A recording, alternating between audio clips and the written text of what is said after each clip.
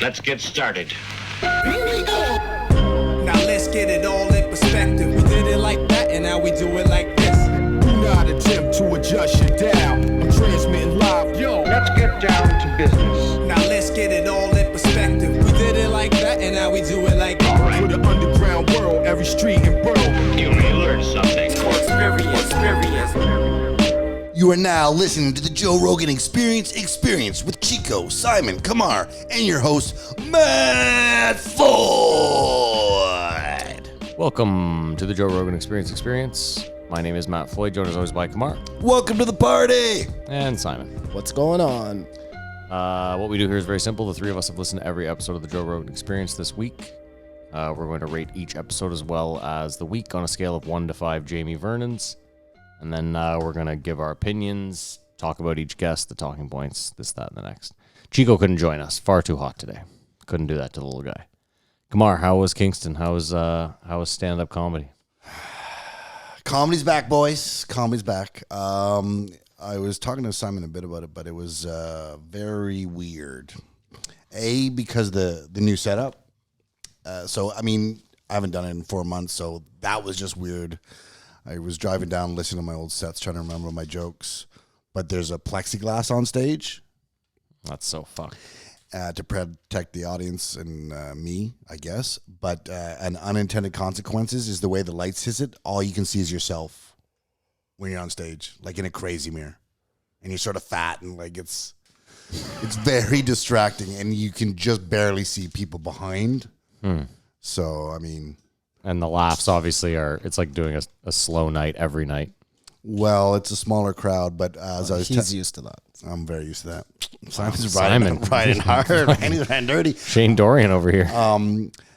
So how it's set up is there's two mics. Yeah. I come to the stage from one side, and all the rest of the comics come from the other side. So I have my own mic no one else ever uses. Gotcha. And they have a mic, and when I'm on stage, they clean it for the next person. But they didn't tell me my mic wasn't on, so when I went out, saw Mike. But because of the plexiglass, I thought it just sounded funny. So I was all projecting and just overcompensating. And then when I got off stage, they were like, your mic wasn't on. And you know when the intro comes and they play the Eminem song and then I know you're a hilarious host. The whole time that's going, the bar music kept playing through. You know, it's shot like that. My God. So just everything that went wrong. So Yeah. it's sort of like, wow, this is just a shit show. We'll get through it. But it actually went a lot better than I thought. And comedy's back in some capacity. And I'm glad I was working with Joey Elias. Shout out, Joey. I assume He's an people awesome are guy. more forgiving given the circumstances. Absolutely. I mean, everyone was just happy to be out doing something. That's what I assumed. Simon, how was Joey your week? Elias is like the brother-in-law of somebody who lives up at my cottage. He's part of the tribe, bro. Yeah. But he's a wicked guy. Oh, no, sorry, not a brother-in-law. He went to school Okay. with somebody who lives up there. And the ball of yarn weekends. He's the I mean, look, he's the unofficial UFOs king of Montreal. exist. That's it, okay? Wow, there we go. Couldn't wait that long. No. Simon, yeah, so terrible day. I wake up this morning. We only have one car right now for whatever reason. My wife and my daughter went camping. Oh, And they took my car, so I'm without a car today. And I had to get here to turn on the goddamn air conditioner. Which is And useless. my brother is out of town, so was legitimately without a car. And I thought about Ubering, and then I was like, you know what? No, I'm going to bike. Not a great idea. So I get down here. It's so fucking hot. My plan is to come here, get the van, which is filled with garbage. And I don't mean like garbage. I mean like literally filled with garbage because it was supposed to go to the dump, but it never made it. Okay. So I pick up the van. Both black tires are flat. So I have to flat tire drive it up to the gas station. I fill it with gas. It stinks so fucking bad in there that I can hardly even function. because I'm it's having garbage. to- It's not just paper. It's real garbage. I'm having to Ace Ventura it out the window. Yes, exactly, because it's so fucking gross. I get back home. So air conditioner starts. I get back home. Everything's good. I fall asleep. I wake up. I remember I have to come check the air conditioner. Come back, do that. Ace Venturing the whole time. I get back to the house. There's blood all over the floor. I'm like, oh, well, what the fuck's going on? One of the dogs has totally lost her pinky nail. Ugh. And she is just bleeding profusely everywhere. Oh. So I go on to Dog WebMD. And I don't know if you've ever gone on to one of those, things where they try and give you like a home remedy to fix something. Well, it never works, okay? Don't bother. So baking soda and pressure didn't work. Anyways, I ended up like throwing a crazy bandage on her foot. She looks hilarious, and we'll see what happens when I get home. So then I drive over here, and when I had come back, I had to bring the bike back home because my son needed it. So I had to empty a bunch of shit out from the back of the truck. In doing so, I guess I loosened up some of the garbage, because when I got back in here and went to put the garbage back in, a fucking garbage can, which I don't even know why it's in there, it's full of fucking disgusting water. It falls all over me. Oh my God. All over me. You walked up as I was hosing myself down. And I just walked away. Yeah, like, it's been a day. Oh, poor Simon. How was your week? And ask about your day. I mean, whatever. But the day was shit. The week was all right. Well, they announced there's UFOs. So we had a pretty Oh, yeah, that was... I was going to say, how's your week that shit when you... Well, I don't know, man. I'm super fucked by that whole thing. You guys don't want to talk about that now, do you? Oh, we'll wait till the I have it as a post-show topic. Yeah. Oh, do you? Do you? I did. Just like you and everybody else on the planet, fuck. Yeah. No pun intended. Mainstream Kamar. Mainstream Kamar. You want to run down the list there, Paolo? Oh, How was your week, How was Matthew? your week, Matty? I beat you too. Never worth talking about. Let's run down the guests. That sums it up. Oh, wait. I'm ready to kick the field goal. But we can't because Matt is now injured. People, I'm just like, you can't win. You know? No. Well, like I said, I don't think I'm really ready to kick in that door. You don't have to go there. Well, I'm not getting over mine Just anytime looking to soon, throw so people under the bus. I'll kick it whenever. Fuck it. Fucking tough guy. All right, thanks for asking about this week. I thought it was a start off just chocker block with maybe one of the most influential directors of my life. We had 1511, Oliver Stone. Who's this guy? Shocker block. Then unfortunately got followed up by 1512, Ben Shapiro. I thought you'd love Ben How does Shapiro. he not like Ben I Shapiro? like Milo better. We went over this. And then we had the brain man, Andrew Huberman, 1513. And we finished off with a man who likes to punish people, 1514, John DeCena. Let me clean your pool. Sorry, I got to take that back. I called you an anti-Semite, but I think Milo is also Jewish. So I'll have to step It's a tough back one. on that one. Yeah, I mean, I still think you're an anti-Semite, but not for that. I'll take it. Okay. But I'm not from Elmer. You're not from? That'll be in the post show. Very good. Teaser. more hot. Can you news. write down in your notes? Can you write down in your notes all the Nazis buying land in Cape Breton? Please and thank you. It's in my Oh, notes. is it in your notes? Okay. Keep your eyes open. I'm just making sure, Simon. Oh, he's writing it down. He's doubling down on it. It's Exclamation one mark. of the episodes for sure. I know it. Really? It comes up? I don't think so. No. I think I make it come up. Okay. He conjures it. Gotcha. Okay, so that was the 4 episodes. We're done. Let's go home. Let's rate it. Oh, yeah, we'll rate it, and then we'll talk about the Heat again. Rate it, Simon. I'm gonna give the week a Oliver Stone, Shapiro. Who is number 3? Andrew Huberman. Oh, fuck, Brain that was guy. a great podcast. I give the week a 4. I hate to agree with you, Simon, but I give it a 4 as well. Oh, I got to make that agreement button. We need an audio guy. No lie. I also give it a 4. And this is normally where I hit agreement. Okay. All right. We have an agreement. Excellent. Well, that's starting out good. Here we go. That'll be the only thing we The only agree thing on we all agree on episode. Yeah. It'll be interesting to see where we find ourselves on this one. I can't believe how you scoffed at me. You don't like Oliver Stone. Hey, I'm beginning to get very insulted. You guys both, like, I know you're there. You both text in the chain. And then I say something, radio silence. Go back No, and no, look. hold on. You I know want why? to go back Hold on, and you know look why? Stop, at, stop, like, stop, stop, many stop, of our stop. text chains and see that when I start talking, you guys leave the conversation. I Here, was first of all- driving on the fucking highway when you wrote that. So called sorry to Siri, get a conversation. Oh, my bad. Simon, Yeah, man. you're often like radio silent for 3 days under the guise of like at the cottage. Oh, you sent me 10 things? I didn't even see them, bro. So fuck off with your fucking bullshit. The martyr. This fucking guy, like, All right, sorry, it's true. it's fine. No one I go believes into you. total radio You silence. do. It's true. Either way. Either way, I said Oliver Stone. Holy shit, this is amazing. And I think I said, wow. Okay, let's go back and look, man. I stopped sending those because the same reason. When I'm like, oh, so everyone's either I'm halfway through it already, or I mean, whatever. No, I saw this one quick. I thought I was like well before it dropped. You broke it to me. I broke it. And I'm I sure I broke it, wrote man. wow. And I feel the thread may go into green room territory. So what do we have this text thread? So for can we then? just not even be friends anymore? We gotta Like, find has out this when we're getting together. podcast really just ruined all relationships? Yeah, No. Simon and I watched the fights last night, and there was multiple times where it was like, oh, green. I room stayed game. awake.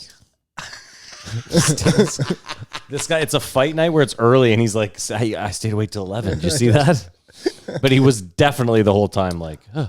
I think it's just a It psychological. was close. It was close. At Like, one it point. was Yeah. touch and go, I could tell. I think it's just a psychological hurdle that you think if you talk about it again, they're gonna know, but they didn't hear it the first time. So, and you guys could talk about it. I don't know, so I'll be fresh ears to it. No, yeah, I don't like doing that. Yeah, it's 44 in Ottawa again today. So That's a hot one. 5 weeks left of summer. that's 111 Fahrenheit for our U.S. and Bolivian listeners. It's warm in here. U.S. and Bolivian. Listen, You're like, Good well, one. whatever. At least I'm accurate. It's warm. It's definitely warm in here. But we're still gonna do it. Fuck it. You guys deserve it. Professional. Oliver Stone. Let's bang this out. 15-11. 15-11. Sir Oliver Stone. Nope. He I has not just been knighted. knighted him. Did you? Okay. Yeah, just right now. Excellent. I think that's appropriate. I went back and watched Untold History of the United States. Is that what it is? So it is on Netflix? Oh, It yeah. is on Netflix. Okay. It's right there waiting He for you, hates Maddie. America. It's a pretty good documentary series, man. I mean, listen, I can't say that everything he says is correct. I don't know. You know what I mean? There'd be a lot But of fact researching. A lot comes in. it's really well done. But that documentary helped me like Trump.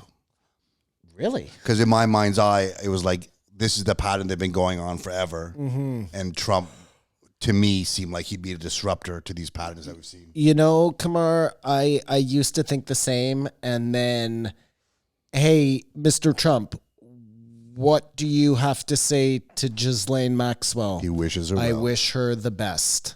And then he doubles down on it. I hope that she does really well. Like, what he says is crazy. This guy is fucked, man. Yep. He is not a good guy. He is not a white knight. He's just a horrible fucking... It's pretty bad. And I don't think he's any different than anyone else. Maybe when he was running, he thought he was going to be like every other president thinks he will, like Obama thought he will. Like, trash, man. Trash. Anyways, the history of the United States really made me a conspiracy theorist against the... How long is it? Deep How many state. parts is it? You watched it in 6. one night. We talked about it last night. So you 6. watched it today? I watched it today, yeah. Look at the look. He gets. It's riveting. It's Okay. good. I mean, listen, I didn't get through. I got to stop saying listen. Why? I am. I mean, I'm listening. I'm here. My eyes are open and I Matt, am listening. Hear me. Okay. I fell asleep during one of the episodes. I won't lie to you. But yeah, like just before I was leaving, I was watching it. He's always been a disruptor, Oliver Stone. That's what I feel. And that's why I was saying at the beginning, I think he's the most influential director of my life. Did you look? Hold on. Whoa, What? No. whoa. Okay, hold on. Do you really think that? I really think that. Can I say this though? Like for me, and I guess we obviously have differing opinions on what constitutes an influential director. To me, an influential director is someone that influenced other directors in the way they make films.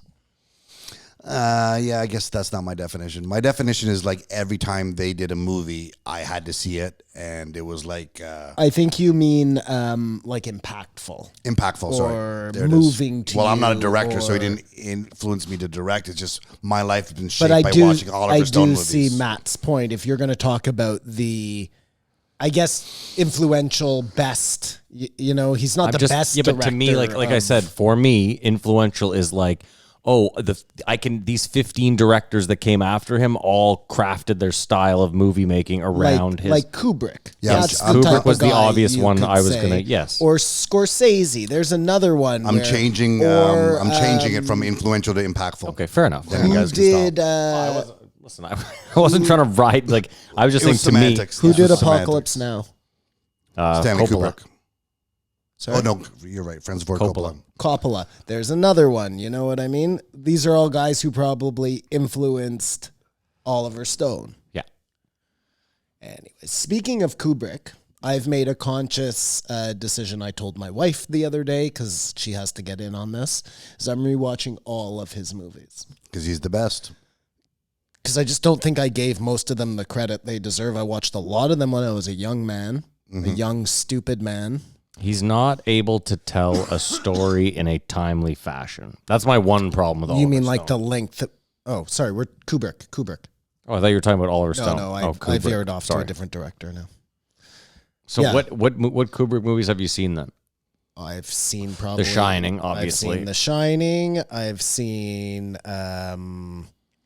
Clockwork Orange. I've seen 2001: A Space Odyssey. I've seen Eyes Wide Shut. Eyes Wide Shut. Full Metal Jacket. Full Metal Jacket. So you've seen a lot of them.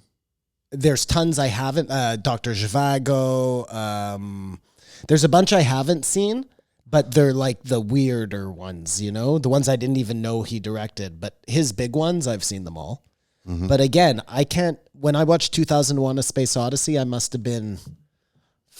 like 20 years old, you know what I mean? When I watched Clockwork Orange, I was probably younger than that.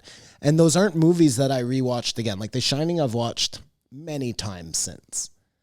But Clockwork Orange, I don't think I've ever watched again. It's just one of those movies that, like... It's because it was kind of a sick movie. It's, to- it's like kids. Like Totally. I'm not like, I got to watch kids once a year. But just as a fucking there's this walk down guy memory who lane. was on... Sorry, Matt, I didn't mean to interrupt you. There's I this guy interrupted you. who was on Tinfoil Hat named Isaac Westhoff or something. I forget his name.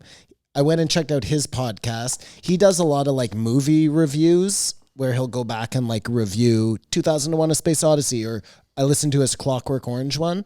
And just, dude, there's so much shit in those movies that I had no idea about, you know? Kubrick was laying Easter eggs all over the place, and Easter eggs that hit his other movies. He was like Stephen King, where he built this world, and then other books would influence other books, and characters would make appearances. And So this is my fault for saying influential instead of impactful, because we are talking about Oliver Stone, but I was talking about Natural Born Killers, Oh, yeah, The get Doors, Wall Street, Yeah. People vs. Larry Flynt, 4th of July, Platoon, of course. I think again, though, JFK, hold on, just- Scarface. not Scarface. But hear me he out. wrote it. He wrote it.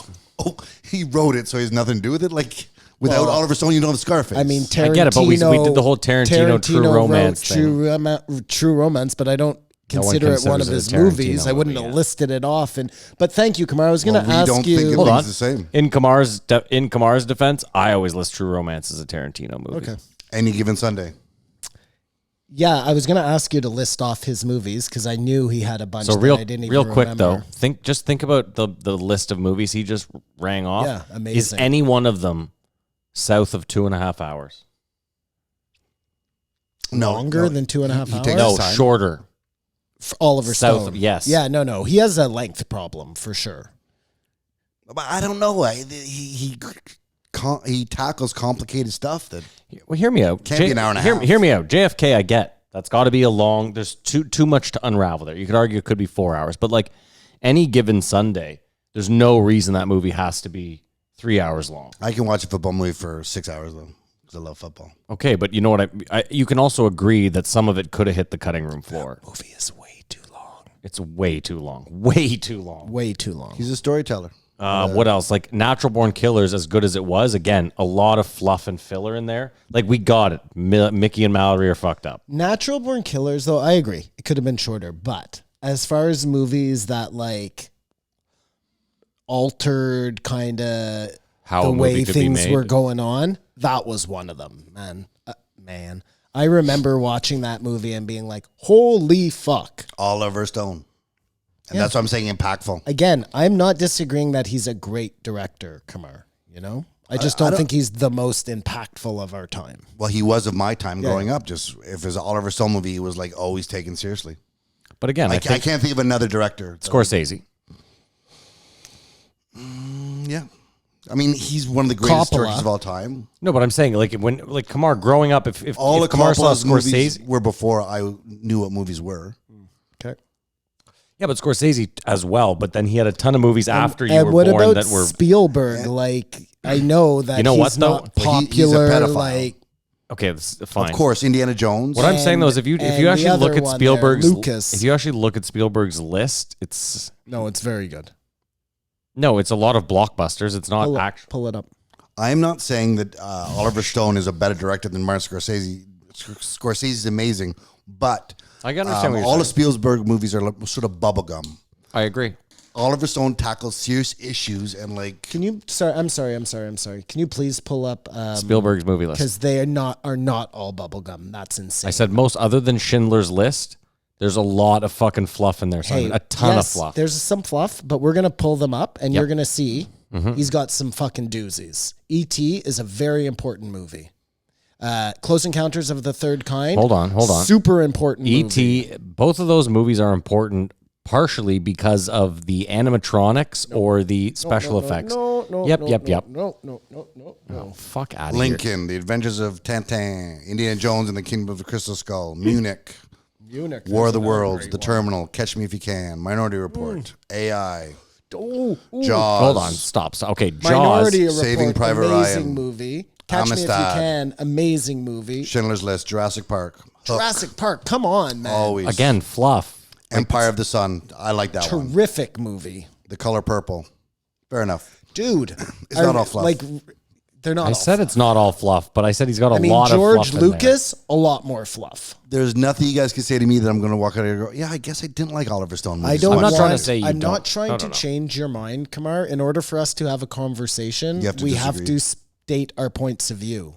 Here's the The real fact thing. that our points of view differ. Look, we can't take away from if you were to sit here and go, my favorite band of all time is Hanson. Without a doubt, it's Hanson. There's no more influential band. Stop arguing with Kamar. Hanson's the best. No, but you know what I mean, That'd be Kamar? over the Like top. I can't take away your taste. If for you Hanson's the shit, then I mean we have nowhere to start as I'm far as not the trying to change your mind. I know though. you're not. No, I'm telling him. I'm not. I don't want him to leave here and say I now think Oliver Stone is not my favorite director. Kamar, It's what we do. again, I thought that the statement for me to say, because you kind of said it broadly, like in our time, without a doubt, Oliver Stone wasn't, I'm kind of with Simon that I guess you could argue Scorsese was before our time as well, but I don't know. Platoon, great movie. Let's get right into this. Platoon. That's one of his greats, I think. Well, it's weird that they talked about Platoon for the majority, what seemed like the majority of the podcast. Yeah, they just got stuck on it at the Well, beginning. but that's what made him. Because I think we're going to do 3 movie games in this one. Because he's got Wow, too many I love movies. it. And I we'll love start it. with Platoon. We'll do that So first. And we'll talk about Emilio something else. Estevez was supposed to be the lead. Mm-hmm. And Charlie Sheen's older he ended brother. up older brother, yeah. Ends up going with the younger brother, the baby Both face. Martin Sheen's kids, which is super Oh, interesting because dude, which Apocalypse Now. I didn't even put that together. Good one, Kamar. That totally. I wonder if that's why he picked Emilio in the first place. Of course. No, I doubt it. That's absolutely why he did it. It is. All right, fair enough. Whatever you think. Eyes open, man. But you'll see, I looked up these movies. Did you guys look up any movies? No, that's why I didn't even look at his list of movies because I didn't want to get tempted. I appreciate that. And Can I say for the record? I mean, I could have cheated here, but you can't do that one. no, I knew we couldn't do that one. Okay. Why did we do that? We did JFK. I have the answers here. I would have crushed it. I would have fucking absolutely killed it. But this is a super movie game. I mean, I'll say it at the end. I'll say it now. My only complaint is this wasn't long enough, this podcast. Agreed. It's only an hour and a half. Agreed, Kamar. We can agree on that statement. We all know that the Hollywood people come in for like max 2 hours. He was selling his book. That's the unfortunate thing. But he didn't hawk it, so We're doing Platoon. Is that it? That is correct. we're doing sir. more than just Platoon. Yeah, But but right for now now, we're right Just start now. out for the Platoon, yeah. Thank you. So what year You're not was very Platoon helpful. made? How old was was I when Platoon came out? Starring Tom Berenger, William Dafoe, and Charlie Sheen. That's all they have listed, but there's a lot of the music, the scenes, the fact that he did that thing where he depraved him. It was just out of Tropic Thunder, but the real thing, eh? To put him in the shit. He wanted to be uncomfortable. And he fought in Vietnam. That's the key. That's the whole key. He was actually a soldier on the ground. I don't think Kubrick was, and I don't think Francis Ford Coppola did, because they had done the other comparable Vietnam movies at the time. Okay. I got a year. I have a year. Okay. I have 83, the year I was born. Wow. I said 89. 1986. Both 3 away. Mm-hmm. Nice try, boys. Yeah. Okay. That means, yeah, wow. I was pretty young, too, when that came out. And now we need a budget. And a box office. And a box office. Oh, sorry. For any new listeners, this is the movie game. The movie game! Where we put Simon and Matt head-to-head to figure out what year a movie came out, the budget, and the box office. Now, because it's Oliver Stone, and we'll get to it, which was a really big moment for Joe to confront him about something that Joe's been pissy about for a couple knew of this years. Was coming, yeah. I was overwhelmed. I personally, I just love Oliver Stone and everything he does.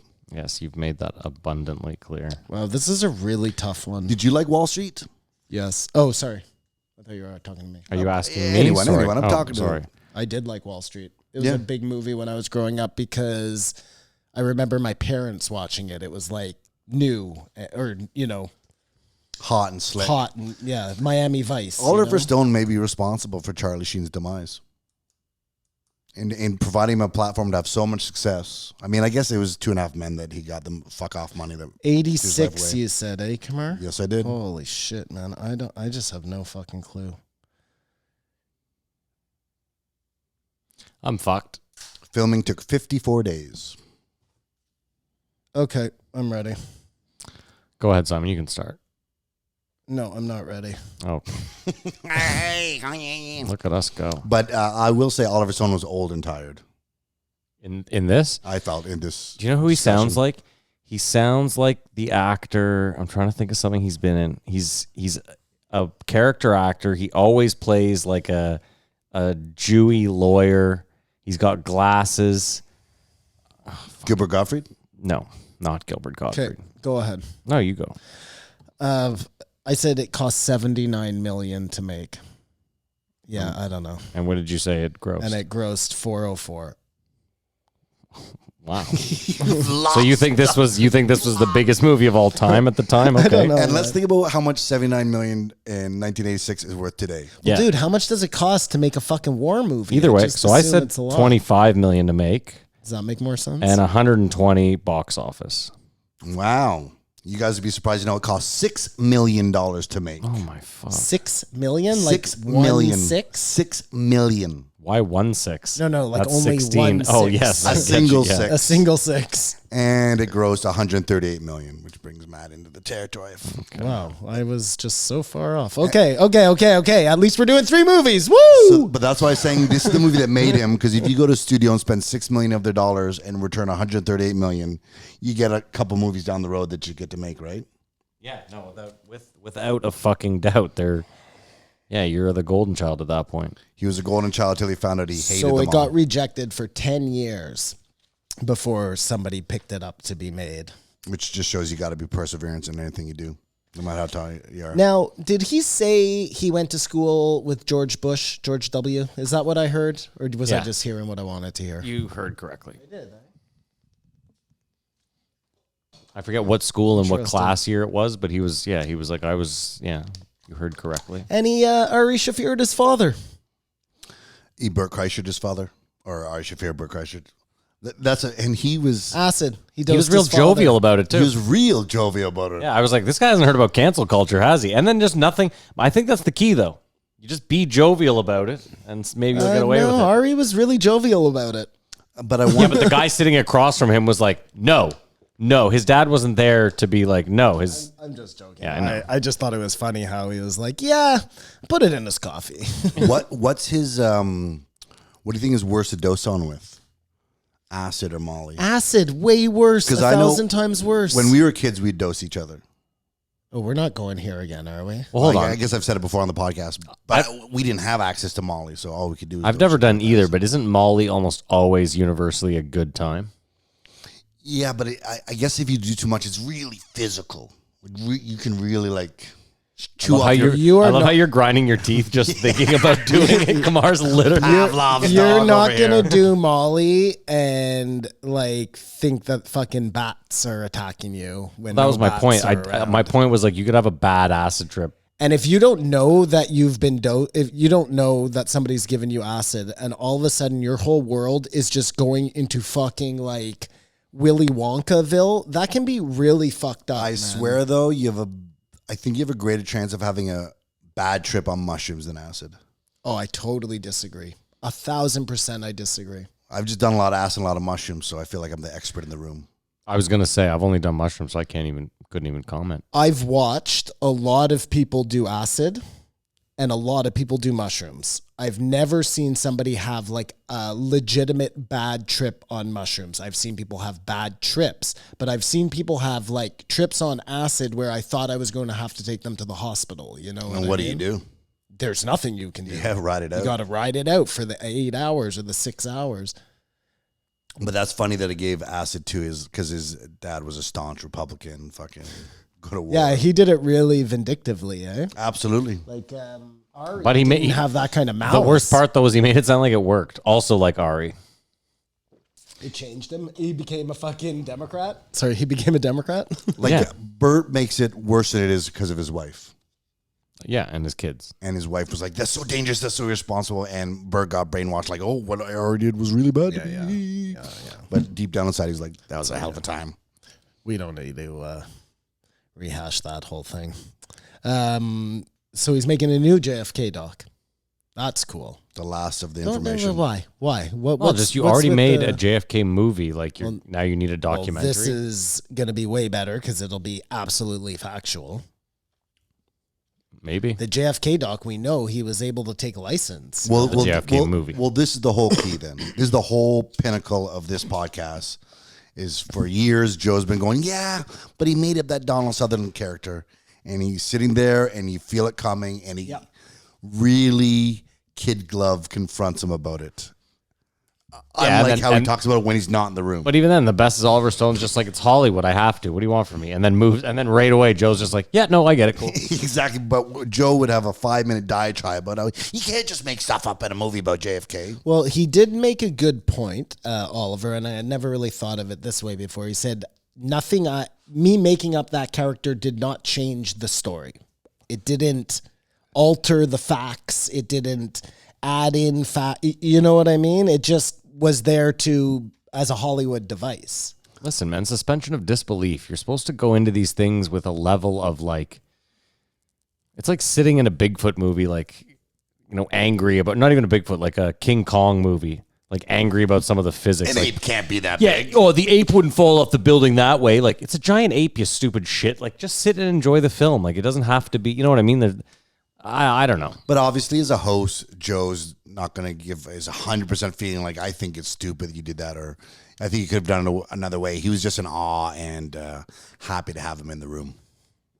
I think he was just happy to be able to prick his brain about JFK. Did you That's a think guy it was- who's done a lot of research. Do you think it was awkward when Joe was defending the shots? Because that's what Oliver said. Oliver's like, well, there's no way you could even make those shots. And I'm like, well, Joe's like, well, you can make the shots. They sort of had a little back and forth about that sticking point. I'd like to know, has somebody made those shots in the appropriate amount of time I'm sure it's been done and tried with that gun? with that gun, yeah. The bolt action. But that's the thing. It would have to be perfect because it... I mean, Oliver Stone's point was way better. He was like, forget that. Why are they shooting at him then? Shoot at him when he's coming straight fucking at you. Like, Well, I mean, we could put it to rest. We all know that Lee Harvey, or we all deducted Lee Harvey Oswald wasn't solely responsible for JFK's death. no, but I also think he was part of those acid trials. I think they're absolutely spot on about that shit. Winds of change, Kamar. Winds of But change. so there you go. Wouldn't that explain why they might not shoot when it was appropriate? Why? Because they were part of these crazy acid trials and Well, their brain doesn't quite work right. Or it works perfectly. Like the second they hear that word in their ear, they shoot. There Yeah, but should be again, no it could also... Yeah, but you're talking about a perfectly wired thing in the brain where you say something and then the person's just the Manchurian candidate. Yeah. That's exactly what I'm talking about. Manchurian Candidate. Okay, That's but I'm what saying is. it could be murkier than that, Simon. It could be that maybe they did create that, but when they do that, the person's not all there. Okay, So sure. okay. No, I love mean, how that's possible. It's possible. in your world, there's Manchurian candidates, and that's totally plausible. And in mine, I have one small variation. You're like, well. No, I mean, you're correct. It could be that he Manchurian candidated him and he fucking haywired or something, you know? Side note: Lee Harvey Oswald was played by once again Gary Oldman, Oh, fucking Gary Oldman. showing up everywhere. One of just the being best that of guy. our time, man. Definitely the most influential. So, I wonder if JFK had lived. Just if he- Vietnam and Well, just if the whole trajectory of the United States is different, you So know, should we like, just Vietnam start? no, they were in Vietnam. yeah, he was going to he pull them wanted out. to get out of there, right? And no, if he lives through that, they kill him another way. I think so. Mm-hmm. I think he's in there, and then who replaces him? Lyndon B. Johnson. Right. Who keeps everybody there for even longer. Mm-hmm. And then Nixon. Is that right? For the second time? I don't fucking know. Yeah, we got too deep there. Well, we're not Americans, so why the fuck should we know? More what I was Name one fucking prime minister of our country. Americans. More what I was driving at was we know that he had so many enemies. Right? Like we've talked about it. It was like Murder on the Orient Express. You know what I mean? It's like an Epstein type deal where he had pissed he had pissed the mob off. He had pissed the FBI off. He had pissed the CIA off. He had pissed fucking the military industrial complex off. That's what I thought Scorsese was saying in The Irishman when he added that part about JFK dying. I thought he was implying that the mob had something to do with it. Well, a lot of people believe that. Well, no, there's many theories, but I feel like Oliver doesn't believe that. Oliver believes it was the military-industrial complex. Yeah, I think it was that, you know, the people who remain in power even when the government's change. And the mob just saw lucky break. But I think Cuba has all been screwed for them, so. Like I said, wouldn't it just be so ironic and unreal if all these factions just showed up on the same day? Well, it's sort of- Explaining the multiple shooters. Well, Like there's a mob This guy that is- hears a shot go off and he's like, what the fuck? Maddie, that's the Murder on the Orient Express where everybody Yes, I know. Everyone him, stabs you know? him once so that, yeah. That's why he got stabbed 48 times I get or it, whatever. But just for example, we know that one of the things that was getting Mr. Kennedy in trouble was he wanted to release the UFO information. And we know now that they had been watching that even back then. They had been documenting it. And just think, so this is coming out now, right? Like soon. They're going to release that they have probably a UFO. Had that been done back in whatever year he died in, dude, we could be talking about like, we'd be at Mars now already. You know what I mean? We could be so much farther. What, if they told people we have UFOs, then we'd figure out the technology? My question is, what's with this news before the news? Why is the Pentagon Yeah, so leaky that's what I all was of a asking. sudden? He doesn't know either, but we are going to do something. I think it it's- doesn't make sense. I think Like, it's I've- always about preparing you for this big piece of info. So if they just come out and say, here's a UFO, everybody's like mind blown and some people can't handle it. But if we're going to tell you there's a UFO and then next week they're going to be like, get ready for this big announcement about the UFO. I don't know, man. But it's old school. They don't understand how the world works now. If you have the information, drop it. Yeah, well, that's kind of my question. Is it's odd. I've also just like maybe I'm not using my head or thinking back far enough, but I can't remember a time in the news cycle where they were like, And what the fuck are you waiting for? next week we got some shit that we're really gonna drop on you. We have a space vehicle, and we're going to tell you about it. You Just told us about it, so I know that's cats yeah. out of It's like, bed. is this clickbait? Is that how this But truly they works didn't. now? The government didn't tell you. The New York Times told you. I know, that my point, think though, that is- the Pentagon is going to release said information. Oh, they think this is coming. What I'm saying They have though, no exists. proof of anything. What I'm saying though, Simon, is the way the Maybe, I news don't used to work is they used to go, hey, I heard the Pentagon's going to drop some info on on like potential UFO craft being found. And then someone in the newsroom goes, yeah, well, stay on that and let me know when they do. And then when they do, or when they have confirmation or an actual leak, then it's news. It's not, hey, we might have news next week. Stay tuned. Drop it. We know you're a fucking news corporation. Again, I think it would be kind of like, let's say they found Bigfoot.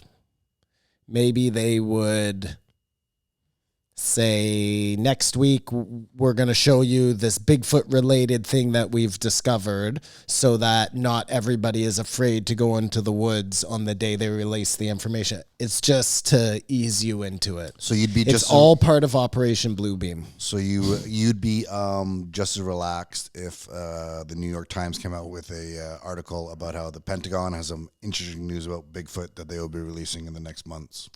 I'd be very interested in that. But you would be like, well, why the hell are you just releasing it? What is this?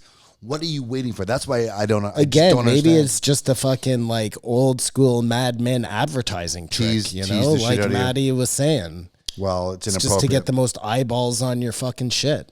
I also want to know this though, like what happens at the Pentagon? Do they have a meeting where there's like 12 heads of something that go, should we release this UFO stuff? Is this, like I just Well, don't- this is what we're all wondering. I mean, It doesn't make everyone's sense. wondering. It plays out right if they're going to.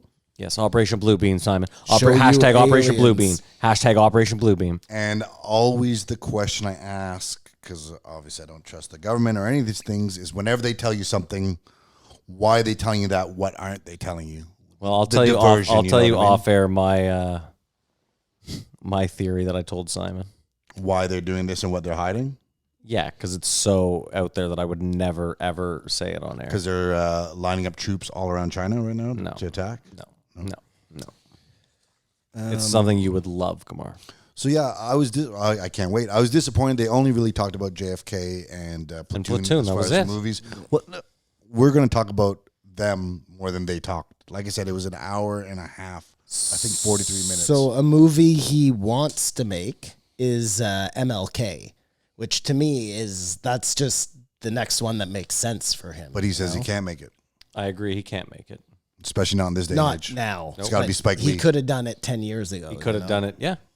But now he cannot. He absolutely cannot do it. That movie would never get greenlit. It would never see the light of day. I don't even know if he... People are human. Everybody has flaws. Just because you were shitty in one way, it doesn't change the fact that you may have done something really important. But You're I talking about that he was a whoremonger? infidelity, Or whatever. I thought he was a...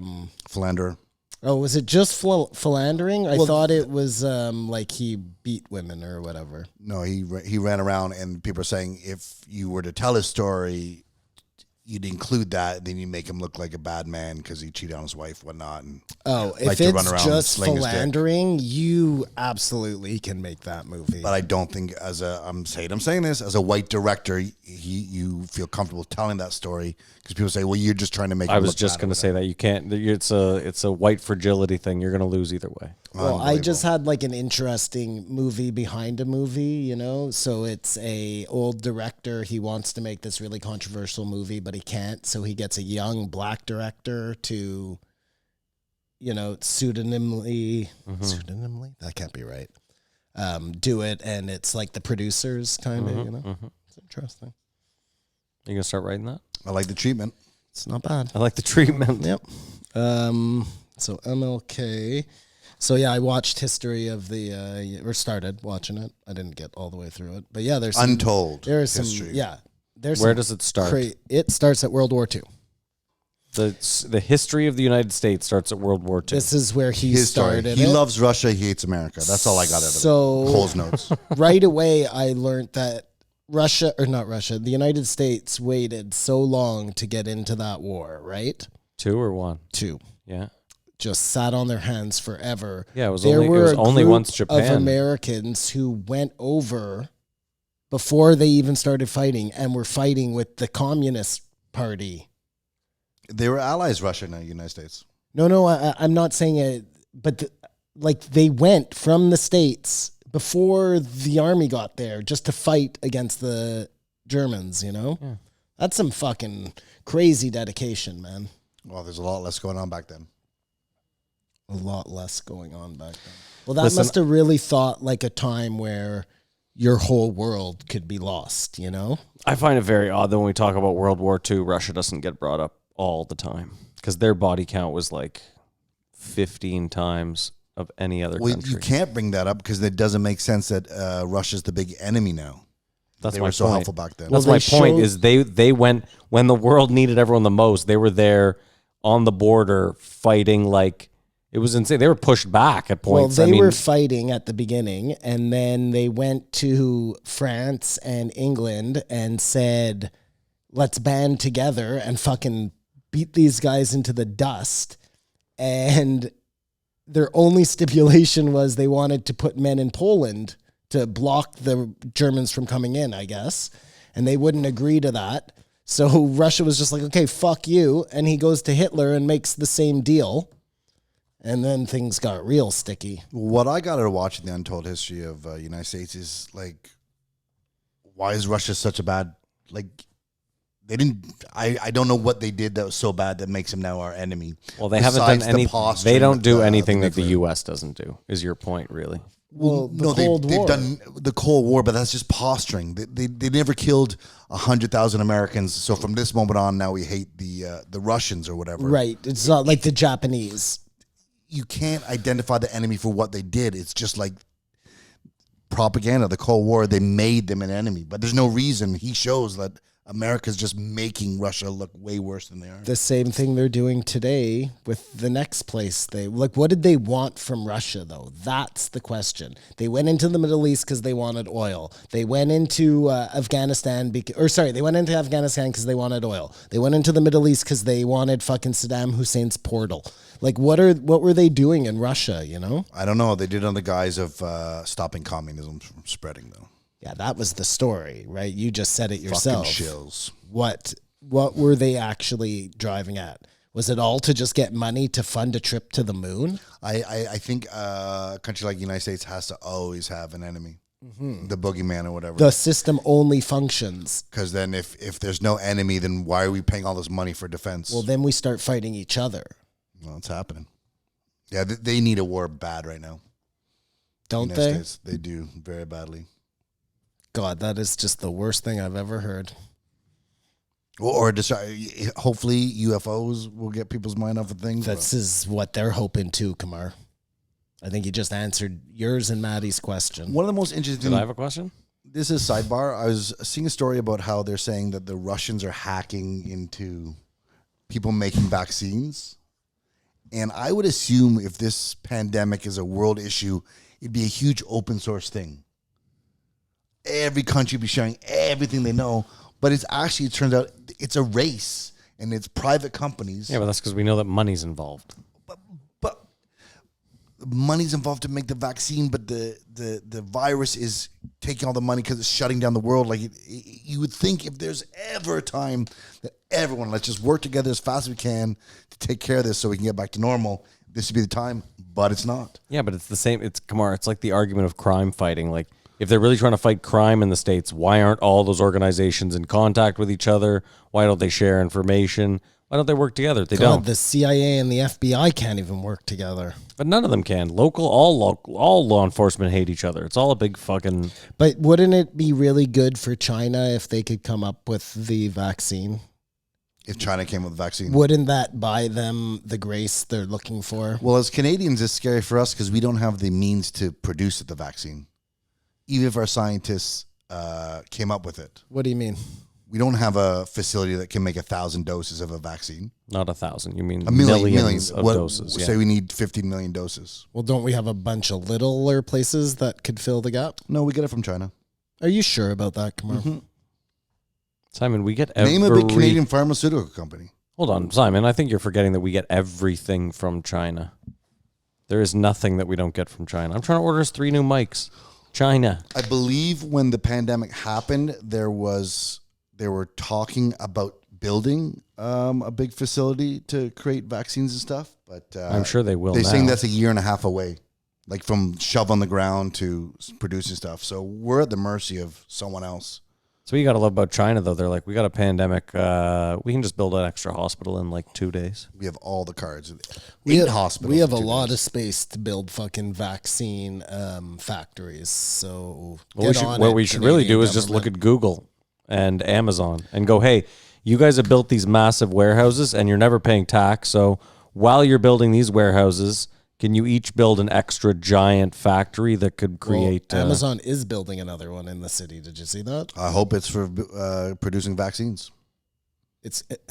It's not. It's for selling Obviously. fucking microwaves. But you see what I'm saying? I do. So that's perfect. Ask them. Go, not even ask. Go to them Listen, and say, you want to do all of business in this country? everybody right now, all places should be building fucking COVID centers, because what are they doing, man? They're just waiting to have the same problems that they said they were worried about when this thing started, about hospitals being overrun, and Well, I said it this nobody's week. doing anything differently. Like, it's nuts. The problem the States has is they're too free, which is weird because I'm all about freedom.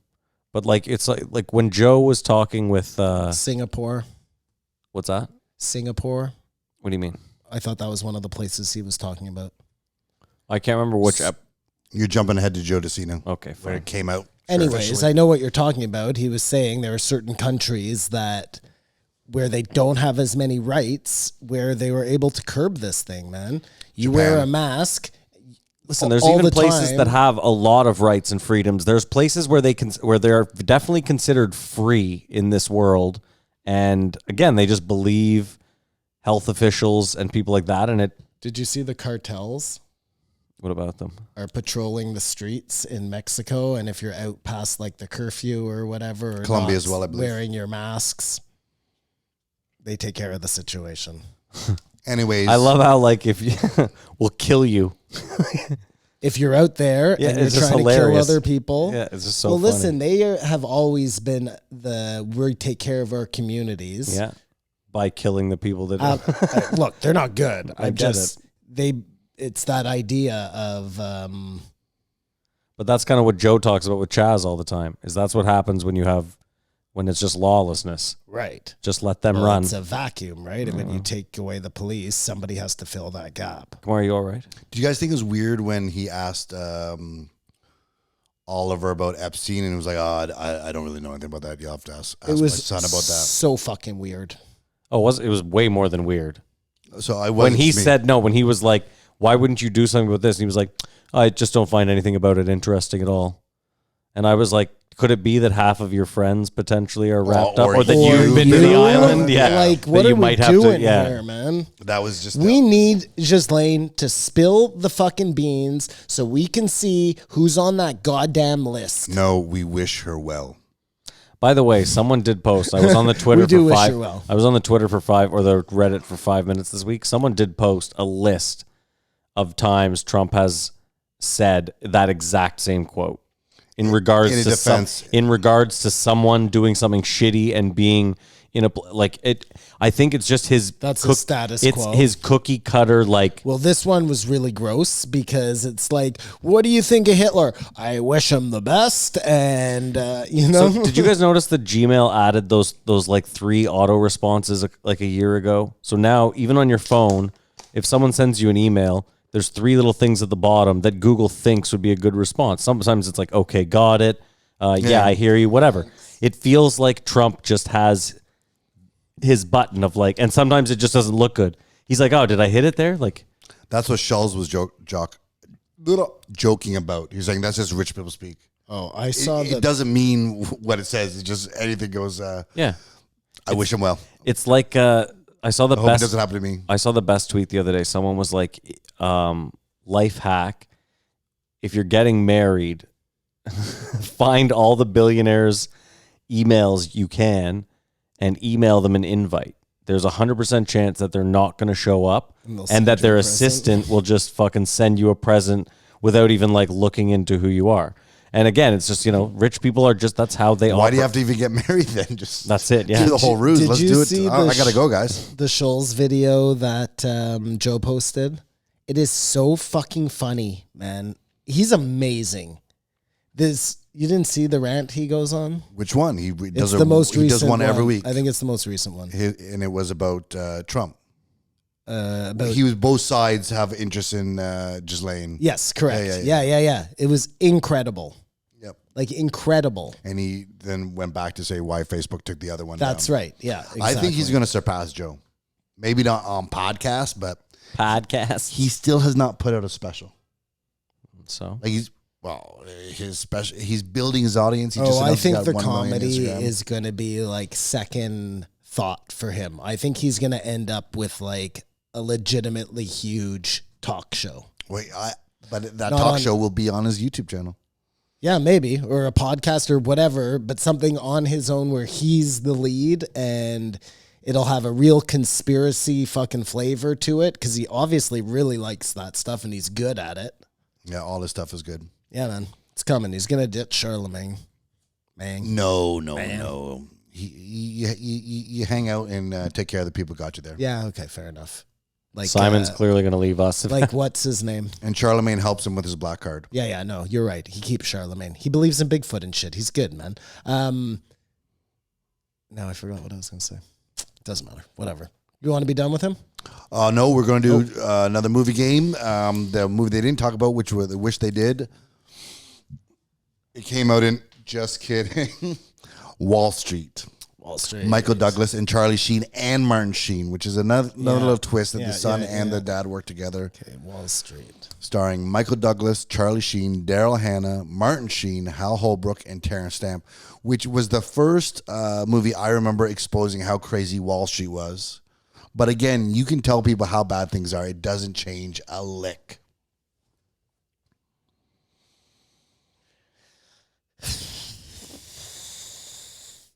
Okay.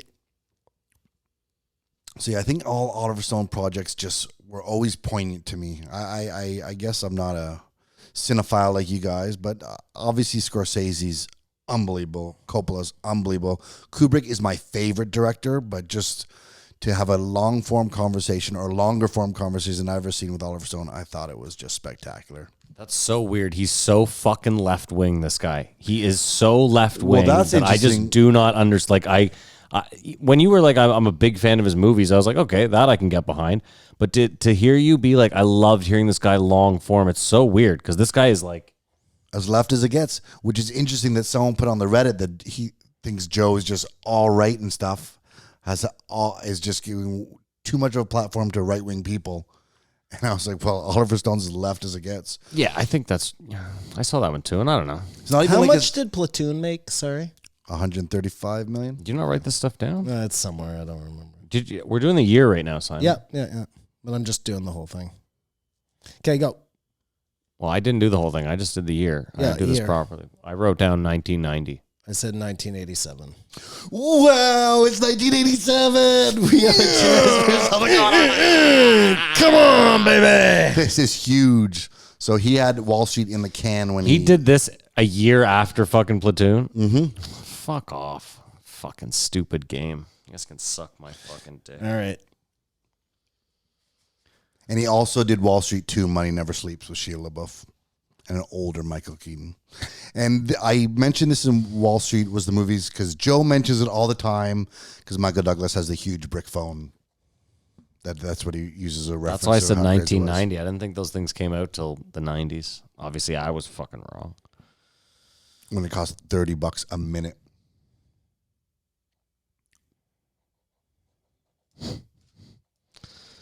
Fucking retarded. All right, I'm done. Okay, hold on. There's no way I get this.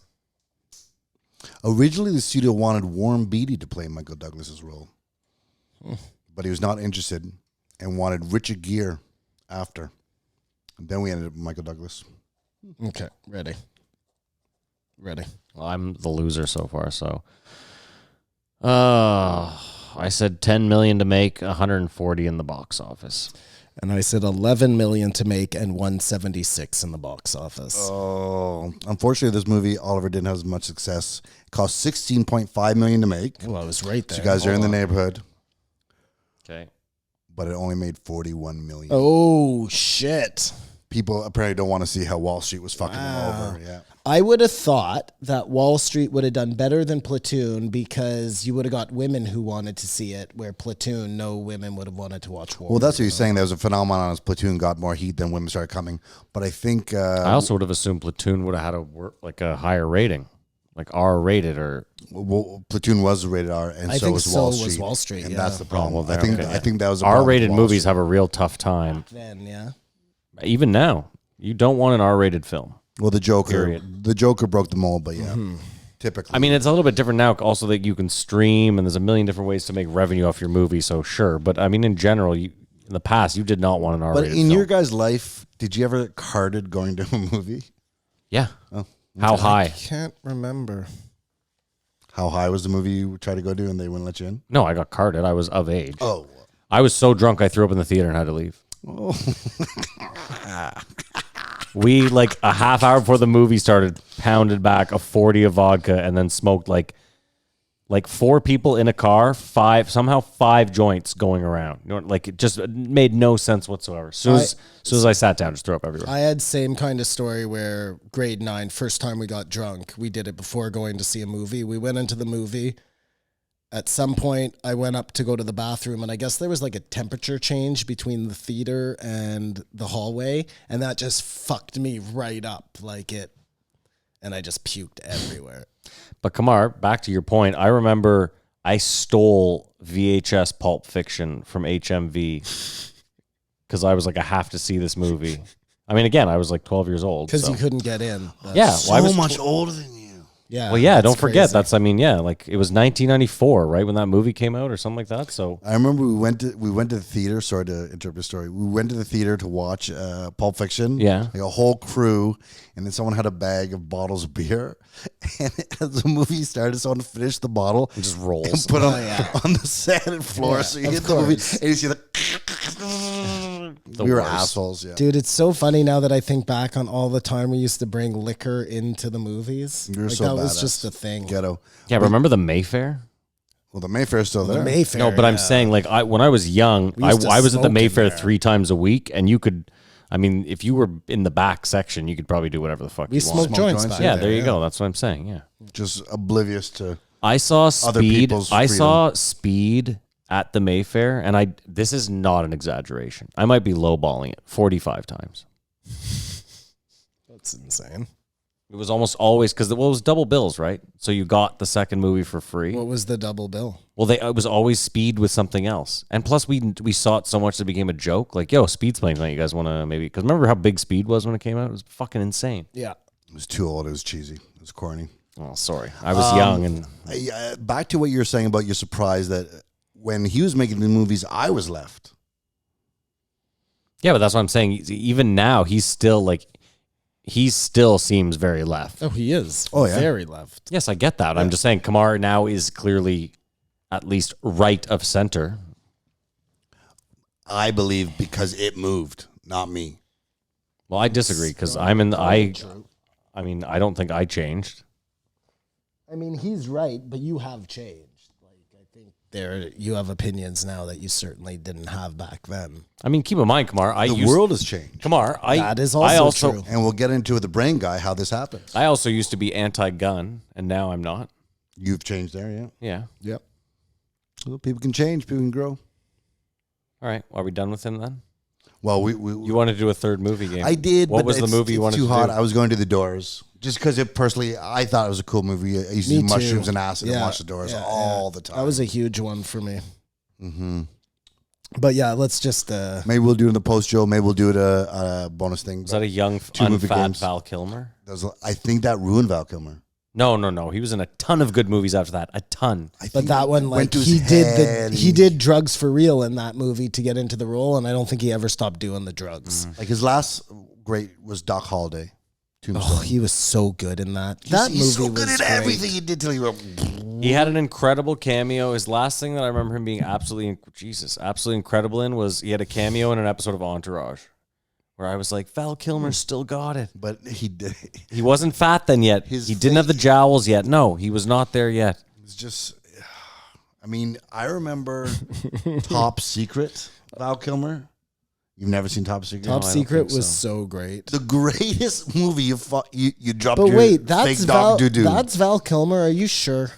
What was the one where he I'll played the bet assassin? your family. What was the one where he played the assassin? The Jackal? No, that's I just watched it. The Saint Yes, the same. This is deja with vu. Elizabeth Shue. Yeah, nice one. Haven't Deja I seen vu. you somewhere before? Here, have a sip of this. What's that? Gasoline. Yeah, dude, that was the anal intruder. That was such a just huge joke movie. after joke after joke Dude, after joke after the joke. beginning after of joke that after is joke. amazing, where she gets up from the beach and she just left the 2 huge holes in the sand from her Every tits. scene was a joke. But hold on, you're sure that's Val Kilmer? I thought it was the guy, just in my recollection, from Princess Bride. Nope, it's Val Kilmer. It's Val Kilmer. Hold on. Okay, Before we move perfect. on to, I have to figure out what fucking actor I thought. Excuse me, you dropped your fake dog doo-doo. I don't sell fake dog doo-doo. No, it's a great. It was Backwards a great movie. Bookshop, please. Anyone? Top secret. It may be a little bit dated, but classic slapstick hilarity. And Val Kilmer plays the American rock star Yes, Elvis-like no, character. You are correct. Yeah. And he was just gorgeous. Whoa. That's weird. Eugene Levy?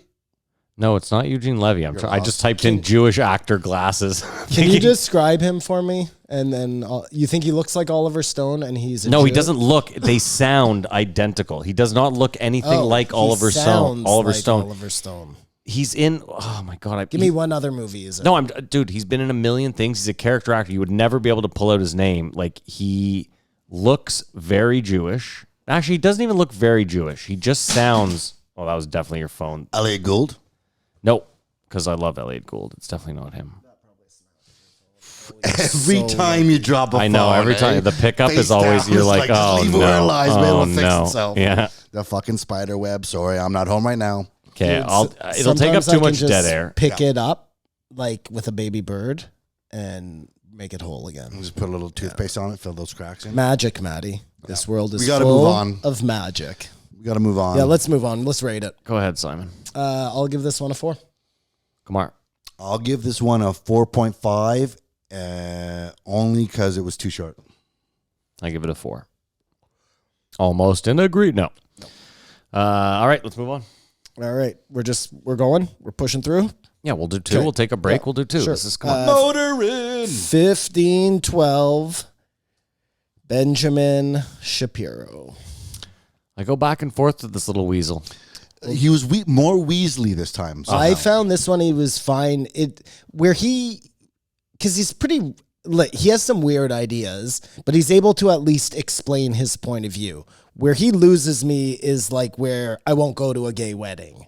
You know, that's where I'm like, listen, bud, you can't be totally logical there and then be a fucking weird zealot in the next breath, you know? Well, he can if he only eats at kosher restaurants. This is the thing, too, Simon, is listening to this.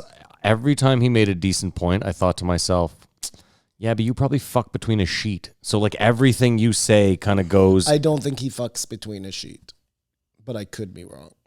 Well, let's just say for the sake of the argument that he fucks between a sheet. If you are so worried, About going, it's not even going to heaven because Jews don't have a heaven. There you But go. If you are so worried about being pious that you are willing to fuck through a sheet, I feel so sorry for you. but you have to. You're so brainwashed that you're not even fucking. But he is. But that's what I'm saying is like, so let's say, maybe, No, they're not. he's not what? Well, like, you can never motorboat a pair of tits. Through a sheet?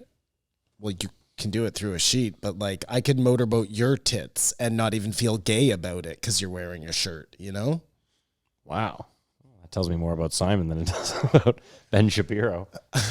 Anyways, you know what I mean. No, I get it, but that's my point. Like, my problem is every time this guy makes a decent point, I still sit back and I'm like, yeah, but you're so batshit crazy on like Yeah, that's 7 big ticket items that I'm like, exactly what I said. It's like, I don't know if he's batshit crazy or he has a rigid line that has to support his brand.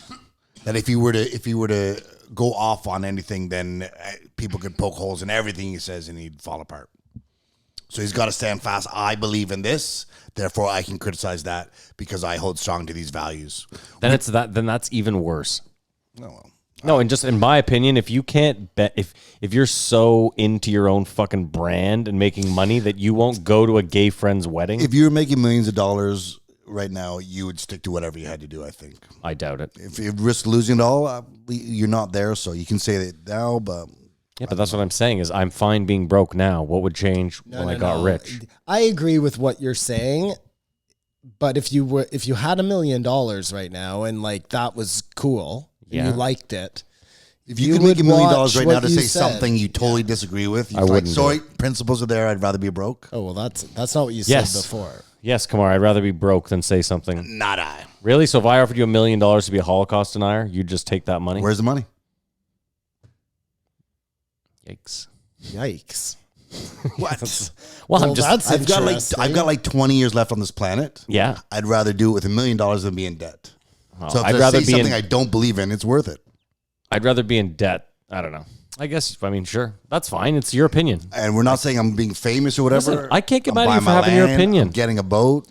Kamar, I can't get mad at you for your opinion. That's You're how. hanging out with Mel Gibson and his dad. I mean, whatever.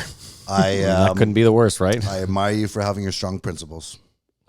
There you go. I admire you for having none. It may be your detriment. No, you don't admire him for having none. Yeah, I do. Why? Because that's admirable. You admire the fact that he would sell his soul to get $1 million? Yeah. I don't like it. I think the majority of people would. But the one thing You'd go around yelling the N-word for $1 million. Sure, here's $100, brother. Sorry to offend you.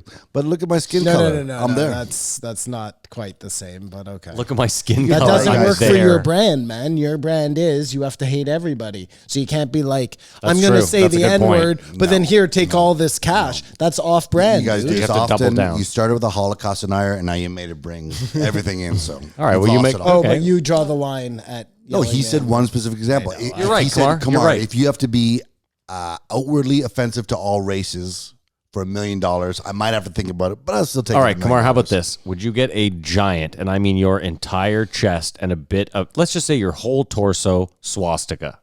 For $1 million? $1 million. Fuck yeah. Can't remove the tattoo for life. No, you can't. And it's on your face. No, I just said chest. What is wrong with No, you? You can't No. be able to hide it. The- It's the whole no, Inglorious Bastards The thing, face man. tattoo is I got to think about this, but on the chest, it's there. Back. Well, let's Okay, fine. do So let's go one step face further. tattoo. Charlie Manson swastika. On my forehead. Yes. Like the cheap one? No, we're getting it well. It's going to be really well done. We're getting the best swastika tattoo artist. Guess I took my $1 million, moved to Argentina. With my Where it's people. more accepted. Yeah, there Yeah. you go. That's how you bring Argentina in, baby. I'm sorry, man. I've been broke for too long. You don't even Fuck have my to. You could morals. probably just move to Cape Breton, Or Elmer. right, Maddie? Yeah. Well, we'll get to that later. Yeah, we'll get to Well, that I'm later. giving you your opportunity. No. We'll just talk about the post show. So, anyways, the one thing that Ben Shapiro spoke about that spoke to me, and I think it's valuable to think about is what he's saying. If you don't want to have a kid, you shouldn't be fucking around trying to chase girls. You know what I mean?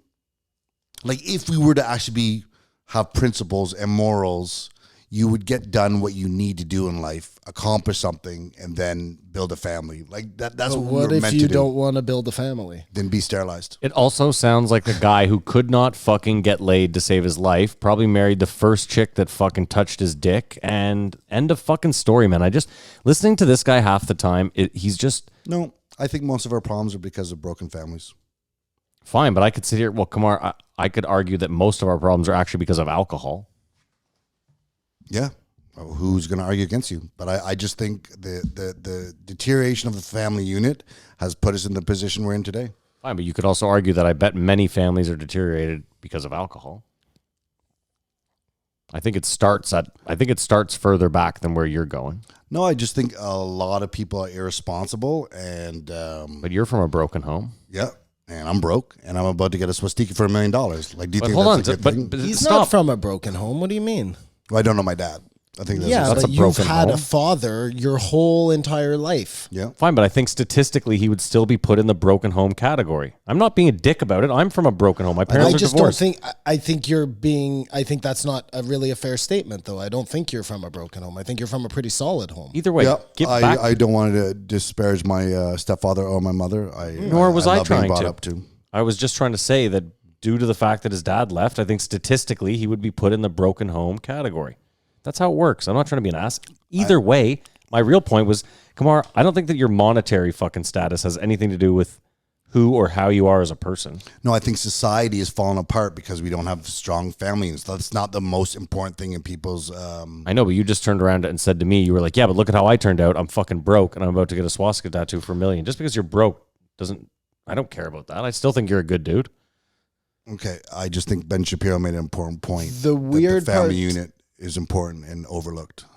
Sorry. Yeah, I agree with that. The weird part to me about what you said was, you have to get sterilized if you don't. If you don't want kids, why should you risk getting someone impregnated to have an abortion or to run off on the kid? Like, if you know you don't want to have a kid, Well, let's maybe just not say sterilized. Maybe like you still you come. get. You But hold still on, then feel pleasure. Kamar, your argument, I could take your argument a step further and be like, well, if you're overweight, you shouldn't have a kid because you could die young and then you leave the kid. No, And then he said, what if I said people shouldn't be running around just coming in girls and knocking them up and taking them off and having single parents. And he said, well, what if you don't want to have a kid? So then get sterilized so you can still fuck all the people you want and you never reproduce. And if you change your mind, put a little bit in a cup in a freezer and then you can come back. So you are advocating for forced sterilization. That's No, where it'd be you're going. voluntarily. You say, I don't want to have kids, so I'm going to make it so I can have kids. No, you're right. Not sterilize, vasectomy. Something you can reverse. Something you could reverse. Or maybe the women just have to get like an IUD or something. I just think you know? human beings have to be more self-accountable. I totally And agree with we've that. just been like the freedom things got, not the freedom things out of control. I just want to do whatever I want, and people don't realize consequences till they get too old. You would hope that people would make more responsible decisions. Everyone. But I think that take somewhere like China, okay, where they limited everybody to one kid. Mm-hmm. If they hadn't have done that, everybody would have had more than one kid. Like that's just human nature, you know what I mean? So What's your point? I don't know. Yeah, that's excellent. That's the heat talking. Yeah, no, my point is, what was my point? I think 20-year-old me would be like, man, like this guy just never got laid, and that's why he says that. But as I'm getting to my older years, I look around, people are irresponsible. Oh, that was my point, that people are irresponsible. So like China, they had to limit it to one person, right? Like we say, oh, they did it right. I think they were Everybody in killing China, girls. That's how bad they got. Well, yeah, they were crazy. They only wanted males, but it's a bad example because China's terrible. But my point is, anybody left to their devices is going to what you call be crazy, which is just live. I think Kamar is also doing a huge disservice. I know really responsible people that had one wild night and got pregnant or got someone pregnant. And it's not to say that 99% of the time they aren't super responsible. Well, that goes to his whole sterilization, like, because it only takes that one time to fuck up your whole life, you know?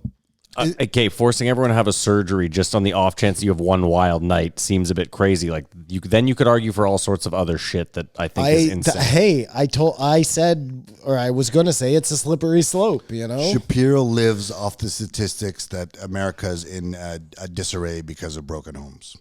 I mean, that's where he came to prominence. Talking about And we single all know mothers that and all that. correlation doesn't equal causation. You know, Well, he stands by his stats. You know what- facts over feelings. what Joe said in this episode? He said, where's the protest for the immune system? There's the protest. That'd be just a fat shaming event, though. Probably. Come on, that was funny, man. But even then, He when wasn't Joe, trying to be funny, and it was funny. but I thought about something when Joe was saying that sort of thing. I was like, you're rich now. You have all these rich, fucking super healthy friends. Why don't you guys start a healthy lobby government, spend your money? But you don't want to. You want to pay less tax. You want to move to Texas and you want to pay less tax. So you obviously don't care that much about how people live. You know who I feel the most sorry for in this podcast is Jamie, no. me for having to listen. The quarterback that Ben Shapiro kept trying to throw under the bus. He didn't like that guy, eh? What did that guy do to anybody? It just ended was up just being the his running joke for the next person. episode. And it's like, well, Ben Shapiro, I'd like to watch you throw a football if you're going to criticize another guy. It would be very much like Fauci throwing out that first pitch, just to be topical. Dude, come on. That was hilarious. I hope he takes his job more seriously than Did he you takes hear his what pitch. Trump wants to do, though? Did you listen to Sunday Stories this week? No, I just started it Sunday this morning. with stories? So you did enjoy it a bit? I did. It Okay, was good. we'll talk about that after. But so Trump said, I want to throw out the first pitch at this game, but the only way I'm going to do it is if nobody kneels for the national anthem. What a fucking baby. It's like these people that are like, well, I'm not going to watch the fucking NBA or the NFL if someone kneels. Good, then fuck off. No one gives a fuck. No one wants you around anyway. Go fuck off and live in your little fucking world. It's amazing it bothers him so much. It is amazing that it bothers him so much. First of all, if you're so gung-ho on the freedom that your country offers, then let this fucking guy do what he wants. And again, you don't want to watch? Fuck off. I guarantee you're tuning in. So shut the fuck up. No one is boycotting football. The same way no one's they're not boycotting NASCAR. Get the fuck out of here. Did they try? I don't know. They tried when because they banned of, the flag. Yeah. And I guarantee you next week they were all like, well, I do love my fucking NASCAR. Well, we talked about it in the poster last week, but I think all these sports are going to fuck up, and they're going to fuck up next season too. I told dude, the Premier League just finished their season yesterday, and they're starting September 19th. So they have like a month and a half. Well, it's all about money. But the one thing, and the other thing I'll give Ben Shapiro credit for is he did say, I'll wear masks. Even though his side's talking points is no mask freedom stuff, but he was Good for responsible him. at that. But I just found he kept trying to make little quips and little jokes, and I'm glad Joe pushed back sort of on a bit of him. What do you think about his idea about, and this kind of goes to your sterilization, but just to fix it before you need the sterilization, is when you're looking for your mate, the person you're going to marry, you find the person who you actually have things in common with, so that when you get older and you no longer have the sexual attraction all the time, that you still enjoy each other. Well, yeah, I mean, he may be too of a hard line, but some way of teaching young people the importance and value of relationships and stuff. I know I fucked around when I was young. Everyone fucks around when they're young. And when you look back 20 years later, you're like, oh, that was stupid. That was a waste of time. None of that I bring with me as value. Well, and I could not say this when I was young. Don't you think the porn today, the fact that, like, imagine if you, as a kid, okay, you had to work so hard to get porn. I don't know how it was for you, Matt. I mean, I had the internet. Like I was 12 Kamar, in 95. You had to get magazines. I did not or get video I did not get cassettes. access to porn till You were 20? 27, 28. Okay, Keep in even mind, later. magazines I grew up with. That was something I grew up with. Magazines went out the It was- window. it was The second hard. porno. Listen. Oh, I know, but All I'm saying is it was hard. It was hard. It was Yeah. cassettes. It was hard. Yes. Imagine how fucking weird you would be now if you had the ability to just watch everything. Well, I can only imagine, but I know how weird kids are now because you interact with them. Well, this is what I mean. I was thinking about my son the other day, and like, You don't know what he's done well, or what he's seen. Sorry. you don't know what he's done. either I don't know either, but I can only imagine he's seen everything. Like Just he has too access awkward a to the conversation for you internet. to talk to him about. Well, what I'm gonna ask him, like, dude, have you seen Two Girls, One Cup? Like that was great, right? I think you should Like- start with bestiality and work your way backwards. fuck. I think that's Okay, enough. a good Enough. jump off. Anyways, you get my point. I don't have a kid. I don't know about the barriers of conversation. But I asked you, But Simon, are you how asking fucked me? up would you be now if you had access to all that porn? But that's the Fucked thing is, up? I don't know. I don't know. Yeah, I Maybe mean, not. Maybe not. I mean, listen. We're all this fucked up now. Yeah, but let me- having had no access to the porn. apparently it's detrimental. It wouldn't have made us fucking Let me just more ask normal. you this. There might have been a day where you jerked off 3 times to the same fucking porno magazine.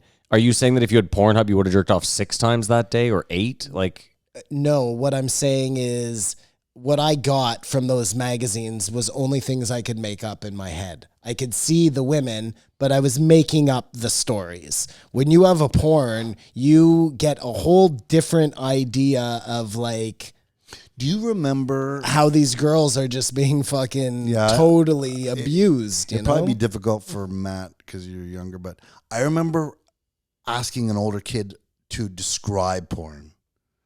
In that, like, but is there a story? Like, just the little production of it and stuff. And it just didn't make sense. He's like, yeah, so the guy comes in the office and then he tells the woman that she forgot the papers and they have sex. It's like, yeah, but you're also forgetting that I grew up with a really top quality fucked up father. I was just gonna say so you saw porn. I have, yes. You saw porn. his before dad I did. probably I saw- had the. You know how we had to watch through the lines. Mike, or I sorry, saw he a probably I had saw a it, porno film like pre 10 years old. Well, you had So Playboy so Channel, don't- didn't so you, Matt? We had the black box, That's what but I'm we didn't saying. have that until I was That's what like I was 12 or driving at. 13. That's still young. But yeah, so at 12 or 13, Kamar, after midnight, there was porn on loop at my house on 5 different channels Like until 5 we a.m. had to watch Bleu Nuit. I did that when I was at my mom's. We got to. I know, but that was 30 minutes once a week. Every Saturday. This guy had access all the Hey, time. when I said Matt's young, I didn't mean like well, you don't know what you're talking about. I meant like you probably had more access to pornography. I was old enough to know what pornography was. I think it was at a summer camp asking an older kid what it was just so foreign. You know what I mean? Listen, Kamar, I still remember finding out that the hole was like at the bottom. Like that was a forget about the actual sex. like game changer. How does a porn work out? Like, how is it an hour long? Like, do they have sex for an hour? Is it an actual story? Like, I remember a kid saying to me at one point, "What do you think goes farther, piss or cum?" And I was like, come. I don't even remember what I said, but As I you- didn't know as you because age, I had that never came changes, before. though.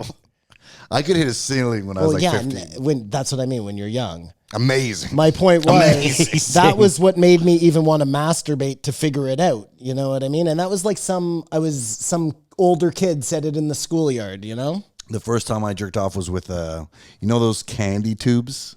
No fucking Oh my way. God. Did you get the Smarties No in? fuck- Are you way. kidding me? You put your dick in that? With some Vaseline.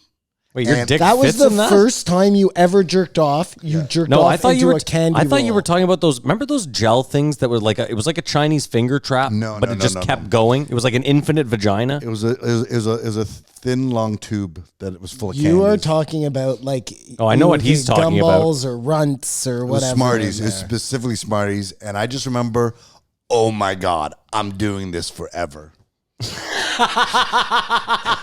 I cannot. Because there's BC, right? There's BC and AC before cum and after cum. It all changes. I think Joe might do a joke about it, but yeah. You think Joe might do a joke about you fucking a fucking Kamara, now I Smarties have to cylinder? assume. The Now I have to transition- assume that you still have that Smarties thing somewhere at your house. Like, then when you go home for Christmas, you're like, one more go. I'm married to it. I'm married to it. I'm never giving this up. No, This is some of the best That's like- information I've ever that's like gotten. 29 years ago. Or Kamar, is there any way you remember what I'm talking about, though? They sold them at the dollar store. It was a thing filled with water. So how would I explain this? Okay, think about it like this. Let's say you took, those ice packs you get that are flat? Mm-hmm. So let's say you rolled that up and sewed it. Oh, so it's like a wine cooler. It's like a wine cooler. My dick's not that big. Like it's not like a bottle of wine. No. No. But it's big. What an asshole. Oh, my God. Forget it. Go back to Ben Shapiro. You'll show it to me. Kamar, I want you to control yourself for a second, okay? Don't jizz your fucking pants. But is that what we're talking about? Oh my God. He's like, Julia? My No, first that's his girlfriend. sister. Oh, sorry. Am I bad? Okay, sorry. Jesus Christ. No, I called her Mary. But is that exactly Well, what that's it my was? girlfriend. Oh, is that exactly what it was? That's the one. Man. That's it? She's beautiful. Look at the right? twinkle in his eye. She's beautiful. So just give me an idea of, like, to me, I remember that being like this big. That's what dude, that was So the you had a first thing. tiny little dick. I don't know, man. Or did you just stuff it in there? Well, yeah, it's a penis can be stretched, you know, Okay. or- thanks. Stretched in which or way, though? Like, compacted. I know, but you had to get hard to jerk off. So what did you like bust through this thing like the Incredible Hulk coming out of a t-shirt? Also, like, it was phenomenal. That's all did I you know. get it hard and then put it in, or did you put your dick in? Because that's a dangerous game. I think it was putting a it in combination soft. of getting it semi and then just stuff And it in why- there. Lots of lube. face Why you're did you making think since to I'm do on- Wait a minute, that? hold on. You had Like, give lube me- back then? Sorry. I have a million questions. It was Vaseline. I have just- so many okay, questions. Vaseline. Why did you Petroleum even jelly. think to do this, Kamar? Like, why? Okay, think so you someone- decided you wanted to jerk off. I've been having. I slept over at a guy's house, Oh, this, and this I was is have wearing- to, and this I is was going to start wearing, good. This starts like a gay porn. and I was wearing silk boxers, and I had a wet dream, and I was super embarrassed. Okay. Why were you know wearing what- silk? How old were you? You had silk boxers? How old? What a I pimp. have so many What a questions fucking right now. pimp. And I didn't hold on. even wear boxers until I was like 13. And you also wore. I'm like 13. Okay. But even then, what 13-year-old has silk boxers and chooses them for the sleepover? Hey, Kamar. I did not. I Ma, did I'm not going know to Jerry's. I when got my you're- silk when you're boxers. young, Like, what? how They were pajamas. That's why. I think we went over. I think we smoked some BTs and watched or listened to Dark Side of the Moon. I was coming of age, man, Literally. and I didn't. I don't know why I needed a foreign object. I don't know. I can't. But let me ask Simon this. You asked him that like it was crazy. You didn't, when at that age, at 13, you weren't looking around the house like, what could I fuck? I mean, I never fucked. I never didn't actually went fuck through a lot with it, of but like, things like that. I jerked off a ton. I jerked off a ton. And but I used all sorts of lubricants, but I just was never was something I sticking never my did. dick into Smartie tubes. I Like never that used was a never my lubricant. thing, man. I used a sock a couple times, but I was like, this is stupid. Why am I bothering? You know? the sock I've never understood. yeah, the sock has always been foreign to me too. Maybe No, it but was that's a what they brand did new in the sock. movies. So you were like, okay, it was all about the cleanup, right? So the sock contained the cleanup, as did his Smartie tube, but like it just, It was not clean. dude, you were like way ahead What of the is this game stuff? on the. I'm a trailblazer dog. Pocket on- pussy, pocket pussy, Sex pocket toys. pussy. Yeah, the fleshlight. Fleshlight. Thank you. Kamar was the originator of the Oh my fleshlight. God. Well, no, it was probably someone in You ancient could have Egypt. been rich. That could have been Yossi, your $1,000,000 Yossi, bucks. How weird it'd be if I had porn back then. How weird it'd be if I had the flashlight back Oh, then. wow, that's a game changer. Crazy glued to the wall. I'm coming, Ma. Kamar's left the house in fucking a month and a half. You know how they used to hide the legs of tables back in Victorian days because Yeah. men would get so horny if they Aroused. see a woman's leg? Kamar's legitimately taped pocket pussies to every table leg in the house and is just fucking everything. Can you imagine being so deprived of sex that you saw a table leg and you were like, oh, fuck. Dude, It's such an these obscene- women Somewhere. used to wear actual locks. Yeah, I know. Around, Chastity like belts. that's Yeah, how I fucking know. depraved these men were. I've heard you in know? prison the secret is a roll of toilet paper with a tube Taken out and you just taken wet out it. and you wet it a bit and warm it up. I got to go back. I have some more questions about the Smartie tube. No, let's save the rest for the post if we can. Well, hold on. I just got to say one thing, I'm though. dying here. I want to The wet toilet paper thing, like, I feel bad enough shooting a load on my own stomach. Like, because, you know what I mean? I can't imagine lying there with the remnants of an entire wet toilet paper roll destroyed around my dick. Well, I think did you it's a ever special treat. did you ever do the apple special pie treat. after that stupid movie? Did I try to fuck a pie? Yeah, I'm asking you. After American Pie. By the time American Pie, He was like 22. yeah. So Kamar's at home just baking pies. He's got fucking 10 of them. he never baked them. He bought it. I was old enough that I looked down on American He Pie. fucked a Smartie tube. Like you're making When it I seem was- like when I was a a pie child. is totally out of the fucking When I was a child. lexicon. Yeah, I think you might get canceled for making fun of me as a child. Like It's true. I'm not making fun of you. you are, I'm you're trying to abusing get a child. You're it's child 14-year-old abuse. Kamar who doesn't know anything, who's just discovering his body. Like, wow. Okay, you've made this really weird now. 14-year-old Yeah, Kamar who's yeah, just who's discovering just his body. discovering his Listen, body. you woke fuck. Shut the fuck up. Hey, Gross. I'm racist. This I'm is his racist. way I'm not out of woke. it. I'm racist. It's all good, man. It's all good. Ask me about how I masturbated. I don't care. I'll tell you whatever. I don't know how this came up. If I fucked a Smarties With your balls too. in your ass, obviously. Yeah, obviously. Tuck and roll, baby. Tuck and roll. Okay. Either way, Ben Shapiro. Like I said, the last time he was on, I gave the episode a decent rating. I thought I Yeah, was like, we I were thought we loving made him. some We were headway with loving him. Ben Shapiro. But this time he came on and I was like, fuck this weasel. I can't. The talking points have to maintain. That's what I'm talking about. His brand. He's got to maintain his line. Kudos to him for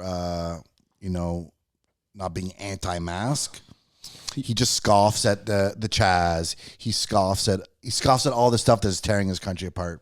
Not this country. His country. His country. You should never marry Mary, though, Matt, because according to his statistics, I got it. If you live with a woman before you get married, you have like a huge percentage higher of getting divorced. Yeah, he's a facts guy. He's all the numbers and data. I mean, Mary and I have been together for 9 years, so I know people that have had marriages that lasted substantially shorter than that. It's wild, eh? Yeah, it's nuts. We've lived together for 9 years. You've been together. People have got married and split And up divorced. in the time. Yes, in the time. Yeah. And you're like at the first going, wow, they're really taking the step. And No, I don't. Make it like- okay. I'm like, don't do that. And then people look at us too and like, when are you guys going to get married? I'm like, why? Why? We're fine. well, it's the Listen, according to Doug the Stanhope. law, we're married anyway. So Common law. what the fuck? Who cares? I think it only matters if you guys have a lot of assets.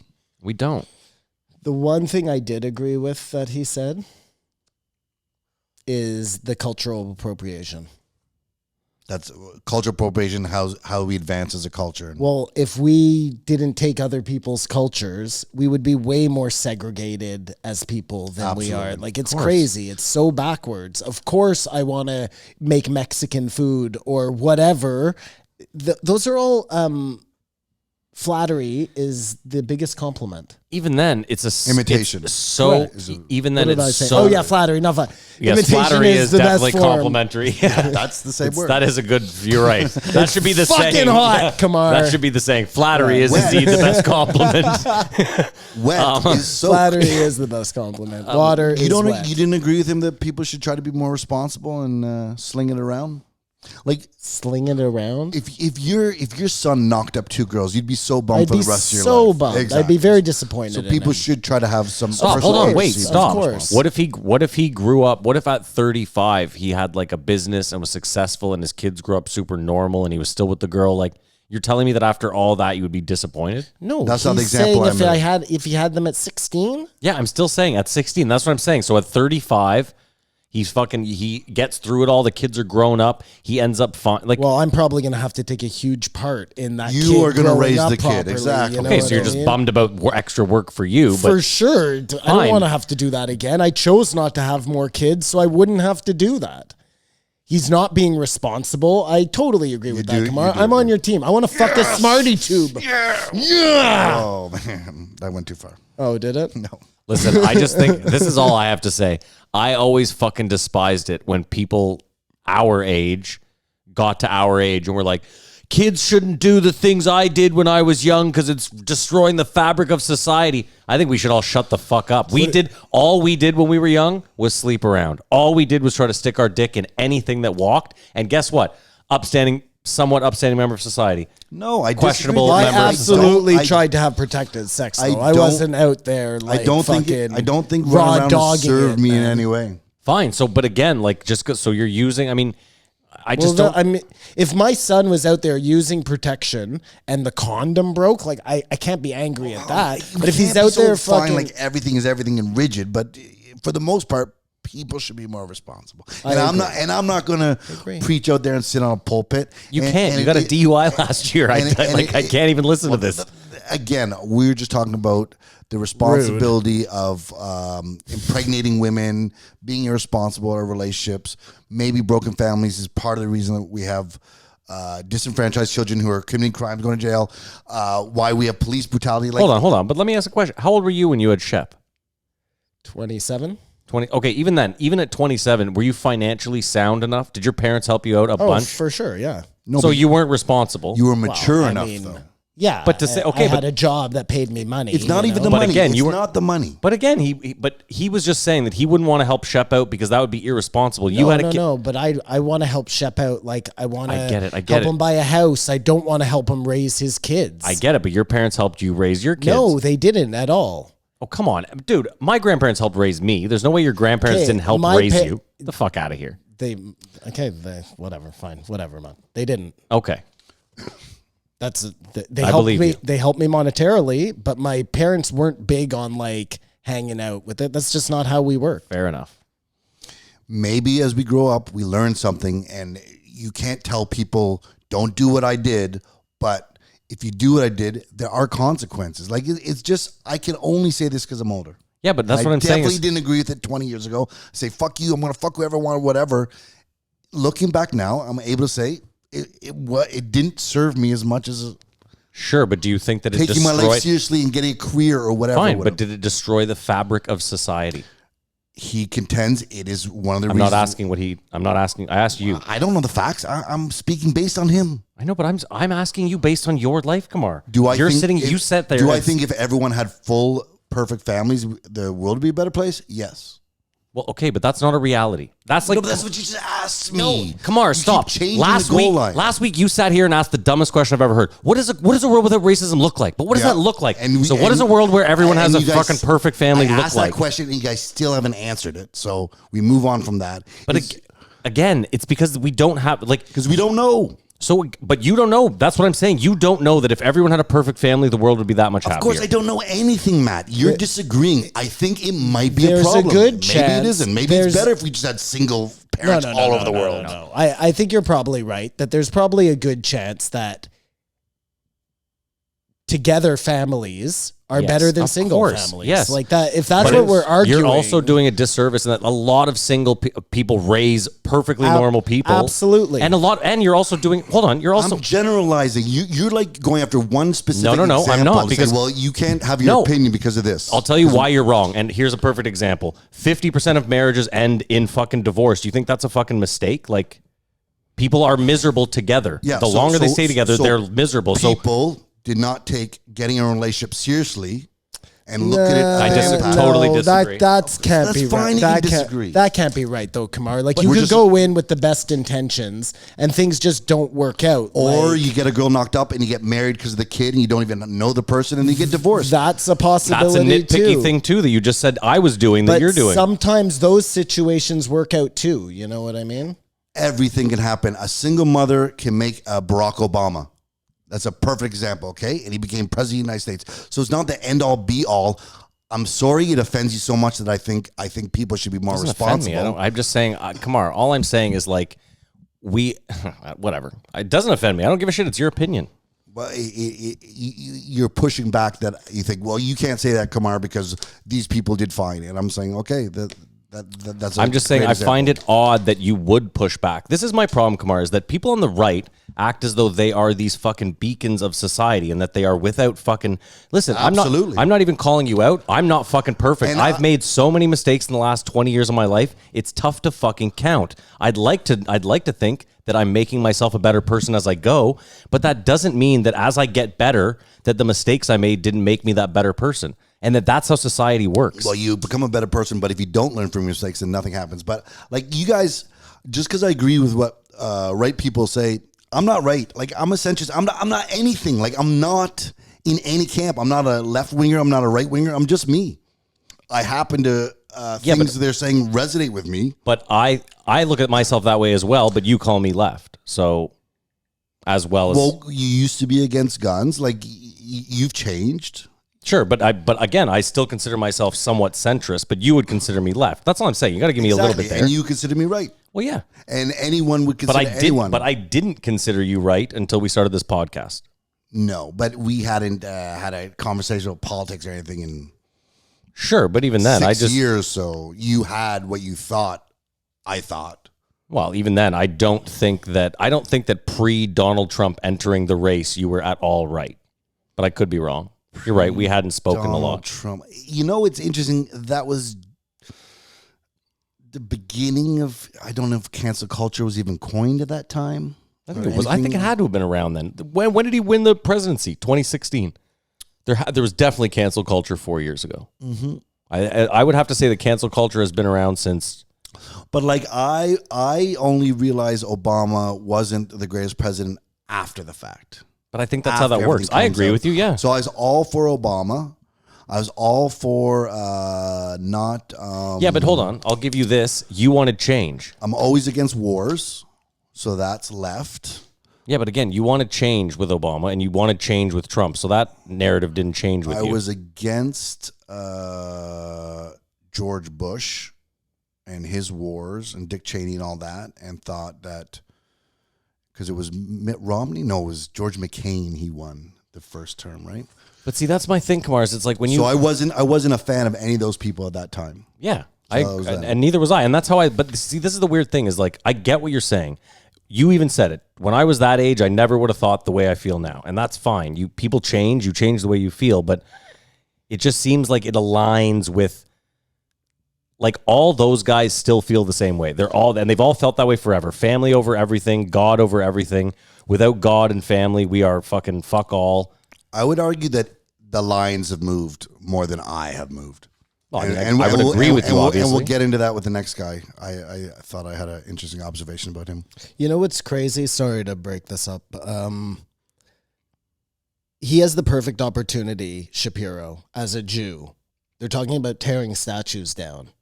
Zero. Mum's the word on Werner. Well, that's because he doesn't want statues torn down, so he can't say anything. The brand thing. Yes. Yeah. No, So that's but, what he's. but he's what stuck. he should say is, this is the perfect... I'm not saying that they should tear them down. I think he should. But he could say, if anybody should be wanting to tear statues down, it's me, and it's these statues, but we don't. Yeah, he could have done that. I think if he was just a writer or something, he's got the show, he's got the podcast. His brand is too big for him to take a pivot. He'll lose half his Who fan do you base. think makes more money? Okay, this is a fun one. I'll do it. Ben Shapiro or Tim Pool? Ben Shapiro. Without a doubt. But I think Ben Shapiro's been around longer than Tim Pool, so Tim Pool will come up. I agree with Well, what do you think Ben Shapiro's net worth is? $25 million. Oh, I was going to say the exact same thing. Really? Well, I'll lowball it. I'll say 15 then. I don't. Maybe that's too I think high. I think it's too high because Philip DeFranco. We always do this where we I'll say this. I did it. 25 million. That's how much he's worth. Yeah. Oh, it's spot there you on. go. Nice work. Because Philip DeFranco's worth 12. I was looking that up. Wow, dude, can you imagine being worth $12 million from just like fucking speaking your mind on the internet? But I watch. Well, there's a lot How of much production do goes you into it. think Tim Pool is worth? I'm not taking away from Philip DeFranco. $5 I'm just million. saying. Oh, jeez. He's not worth nothing.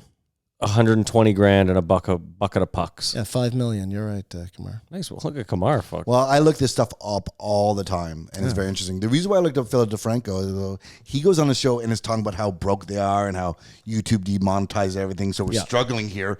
And then I look at, are you struggling? Or you got to put the show, like we are really struggling here, guys. Patreon. Let's get on to the... It's not that we're struggling. We just don't make money, and we don't care. I don't care to make No, money. but it's like we're each worth $1 million acting like this is No. public access television. No. It's just us doing this. It's really just the three of us and Chico when he feels like he's up to it. Anyways, this was not as powerful as his last appearance.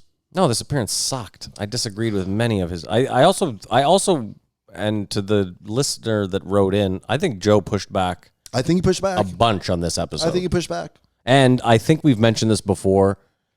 Joe has this platform for a reason. It's because he has good discussions where he doesn't just spend 3 hours arguing and yelling like I would at someone that he disagrees with. And I think that sometimes Joe maybe wants things said that he can't say because of the brand. And Well, I think we go back to maybe he just- also has a brand. And that's what I mean. So I mean, he this doesn't. He way doesn't though, can- because he said he's like, I like to. I can't remember what episode it was again, but he was like, when I say things, I like to mention that I'm uneducated, Yeah, it's and true. when I fuck up, I like to come back and say I was wrong, or And I mean, Joe's kind of brand is no fucks given. You know what I mean? In the big Yeah. scheme of things, he's beholden to nobody.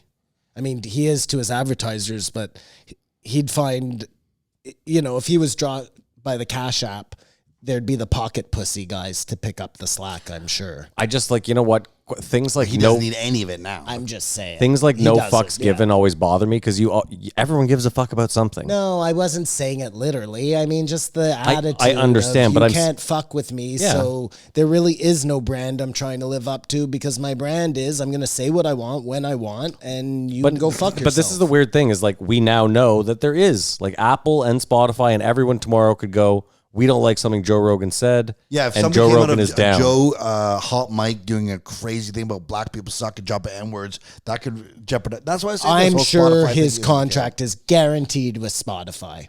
There's no fucking way he does that unless he's like, he has to have carte blanche with them, and it has to be, you can never cancel me in whatever this 3 years or 5 years But or maybe 15 it's gone years. so big he's realized he doesn't even have carte blanche with himself. And he knows stuff he won't talk about anymore. Well, maybe that's because he feels socially conscious because he knows how big he is, and he knows if he's out there saying that he believes in Bigfoot because it's real, he's going to have people who are like out there looking for Bigfoot, you know? I mean, he definitely realizes like when the guy was going to give feel his like the email genie's out, in and the he's bottle. like, do not give your fucking email out on this podcast. Absolutely don't. Like he knows how big he is in his Yeah, he's reached Joe has self-awareness now. How much? But that guy must be really rich. Who, Joe or No, the last dude. Not that rich. He's rich.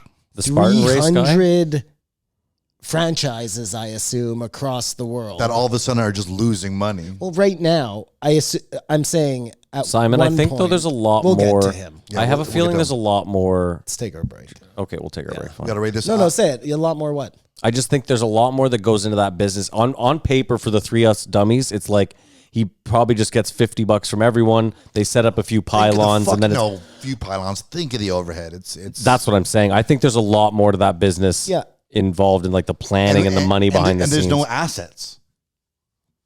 Well, Maybe it's some land that he put. your I'm sure asset he is rents your it. idea. But you're forgetting, if you own Kamar, real estate or something. there are businesses nowadays where no assets is like that's the thing you're looking for. Like think about Uber, Airbnb. I know that Airbnb is probably out of business now, but both those businesses. No, but at one point those were good models. and that's and they had zero assets. That was their whole business model. Same Alibaba, they all hold zero assets. Well, it's Amazon. Yeah, we own nothing. Spotify. Yeah. It's all of Shopify. It's all of that shit, man. Yeah. It's the T-shirt company. You know, we're about to break him down, so let's Sorry. Okay, we'll rate. take a break and we can talk about all this. We've been 2 hours already. oh, too. this is insane. I know it's so hot. Way in out here. of I'm control. fucked. Okay, Kamar's yeah. shirt is. Let's take- Kamar's. shit? Let's I've take a watched break. Kamar's shirt. I'm It's so now. serious. It's now half. I'm soaked. yeah. Like I feel so bad winning for Kamar. NBA championships. Big apology to Blaine Gabbert. That's who it was that Ben kept throwing on the bus. Oh, the quarterback. Yeah, you made a great. Yeah, like Ben, throw a 40-yard fucking pass accurately. Shut the fuck up about this guy's QBR rating. He made it to the NFL, didn't he? Oh no! I think he was just trying to prove to Joe that he likes sports because that's somebody on the right was is just supposed to like sports. I think he may be an alien pretending to be a human being. he was just being snide. Yeah, I know. He's covered in Axe. You didn't like that one, Simon? Axe body spray. Yeah. Oh, So because of the aliens. Yeah. Sorry, man. It's fine. You're I'm, too like, hot. sweating Okay, can you rate it before you leave? I give this one a. I'll be fair, a 3. Kamar? yeah, Ben Shapiro did much better than last time. I give this a 2.5. I'll give it a 3. It was. I mean, I'll give you this: is whether you like or hate Ben Shapiro, he'll at least make you think about how much you like or hate him during an episode, and he'll make you. He's often gonna make you, if you're on the left, he's gonna make good points that you're gonna have to agree with on some of rather them. listen to him than Milo. Oh, 10 times out of 10. Yeah. And I 'Cause really his don't like points listening seem to Ben. valid. Milo just comes off. He's just nowhere near as prickish or snide or dicky. Is it 10 o'clock right now? I think he's Snyder. 10, Oh, maybe. fuck, way too late. Okay, we're going to take a break, pay some bills, and we'll be right back.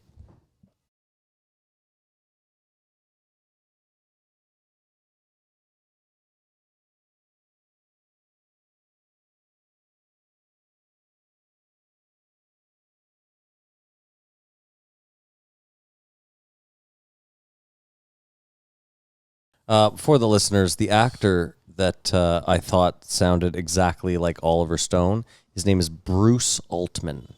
You may remember him from season 1 of Ozark. He got thrown off the balcony in episode 1. We opened the doors because it's now 10 o'clock at night and it's a little bit cooler outside. So if you hear some honking, some There should be street less noises. traffic. Well, it's 10 o'clock at night in Ottawa on a Sunday. I can't imagine. Can't imagine it's going to be bustling out there. Can I get a name and a number? 1513 Andrew Huberman. Doctor is not. Yes. Yeah, they didn't put doctor in the show Maybe he's one of those notes. cool doctors that's like, don't even worry Doesn't about demand it. it. Yeah. I didn't work that hard for it. I want to say is just like when you sort of get your feel on people. For some reason, I thought this guy was too smug at the beginning. I just felt he had a smug air about him, but then that faded away when it just. Do you know what I think it got is? so deep. It's that you want your scientists and like doctors to be more nerdy. Yes, I think that's exactly. And what I think it was. and like you want them to be awkward. You kind of want them all to be Weinsteins.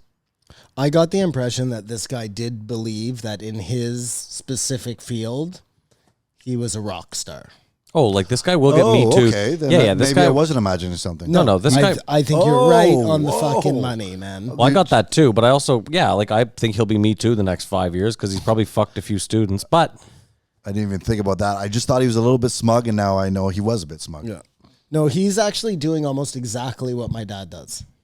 Your dad is working with neuroscientist, working with stress, works with mice. But he's Simon, working with VR. Hand off the mic. It's fine. Yes, they have done all sorts of work. Oh like wow! that. Then Like my dad was telling me that if I wanted to try and beat my fear of flying, I could go in and do one of those VR. Oh my God, so it's- treatment things. your But dad, you won't do it.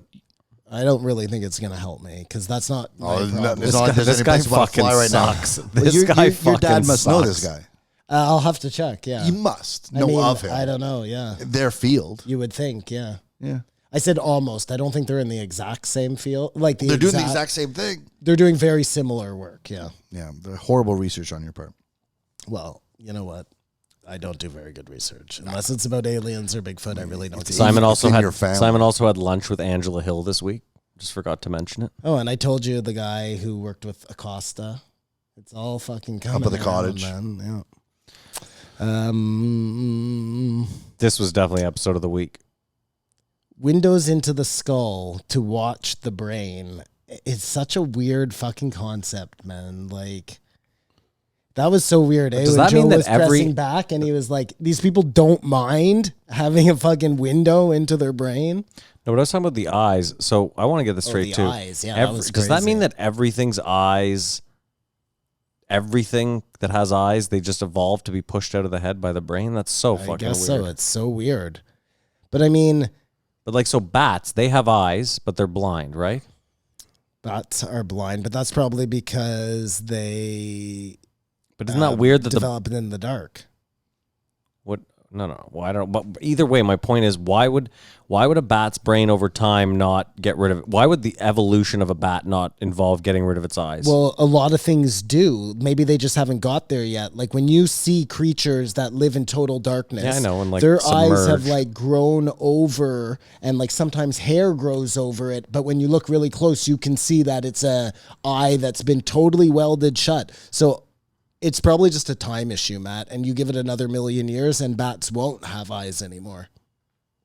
And they have the sonar. Sonar. Well, I know they have sonar, but I assume But they that's evolved to develop the sonar because of the blindness. Or Again, I don't think it's. Don't you think it's probably because they were always hunting in the dark? So eventually the ears took over from the eyes. I don't think they were blind, and then Well, they're they nocturnal. adapted. They're nocturnal animals. Like all bats are born blind. Is that how that? I don't think that's how that works. They sleep in the day. They're up at you night. think they lose No, their no. sight? Now, Okay. now they were born blind, but at one point they could see. They started hunting in the dark because that's probably when all the insects came out. You're asking me? I have No, no I'm fucking telling idea. you Okay. in a very uncertain way. That's what I thought.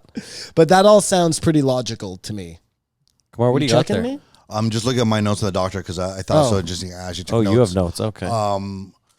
But we're talking about the eye is part of the brain, except that one guy took his eyes out.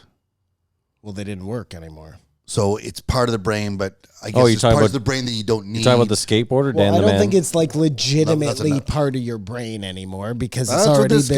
guy was I saying. know, but it's meaning that at one point your eyes were part of your brain and they got pushed out of your skull. No, I No, think they're it's- still part of the central nervous system. Is I what can he was see saying. your brain if I can see your eyes. I mean, yes, that's true. That's what I got. He was but saying. cutting off of your eyes if you can't see, you're Sounded not like Italian getting there. dumber. Cutting off of your eyes so I you know. see. You get some pizza pies. So yeah, it just made me think that you could take maybe a bit of a lobe off a brain and it still works or something, where you think everything is just exists. Well, that's 100% true, Kamar. You can take out parts of your brain that you just don't really use at all. yeah. So it was just blah, your brains are your eyes. I just one of the never most, even thought of that before. That was the craziest part to me. well, one of the most interesting things he said was when he was talking about how he was like, well, titanium would just be a better like encapsulation of the brain in general. He's like, the skull is and it just immediately I was like, well, that's obviously our next. Like someone's just going to take that and run with it and be like, how do we that's the evolution to us living within. Well, that's that whole book, Amped. It's by that guy. I can't remember his name right now. Christopher Wilson. I don't remember his name. He wrote Robopocalypse there. Well, this one was all about these guys come back from the army. They're fucked up. And then they get these implants. But then everybody wants the implants. Like, this is where we're headed. But We're going to make better people. Joe made the point that titanium is stronger than the skull to protect the brain, but it's still the brain smacking up. So if it smacks up against titanium, that barrier on the inside is what. If the thing holding our brain was stronger, maybe we would have developed a padding on the inside to stop that kind of, I don't know. Well, I don't think we were doing a lot of stuff where we smacked our heads, though, as we evolve. You know maybe what I mean? time, again, like with the bats covering their eyes, time will get us to a point where our skulls become much stronger. Only if we all are playing football. Yeah. So we need to have that. Yeah. But wouldn't you think people's heads got knocked around a lot more back in the day when they were like fighting wars or Mongols or, being thrown off horses, or we're so like, we do nothing now unless you're a sports player. What are the chances that you get a fucking concussion? A sports player. I was just gonna say, a fucking athlete. Dude, like you sound like in the if you're not a sports player, then chances of you getting your head knocked around are pretty slim. Fuck. But I'm not a sports player, and I've had concussions. That's because you're a drunk and you used to fall down all the time. That caused concussions. Sorry. Just playing sports. Not as a drunk. I've been in a coma and had one severe concussion. So Anecdotal. Okay, sure. We're just not having enough stuff with the head that we're going to get stronger skulls. We'll see if someone goes a full cyborg like that. Well, no, we know from the breath guy a couple weeks ago where everything in our head's getting weaker. Weird, yeah. But the skull's hard enough. Most guys break their hand.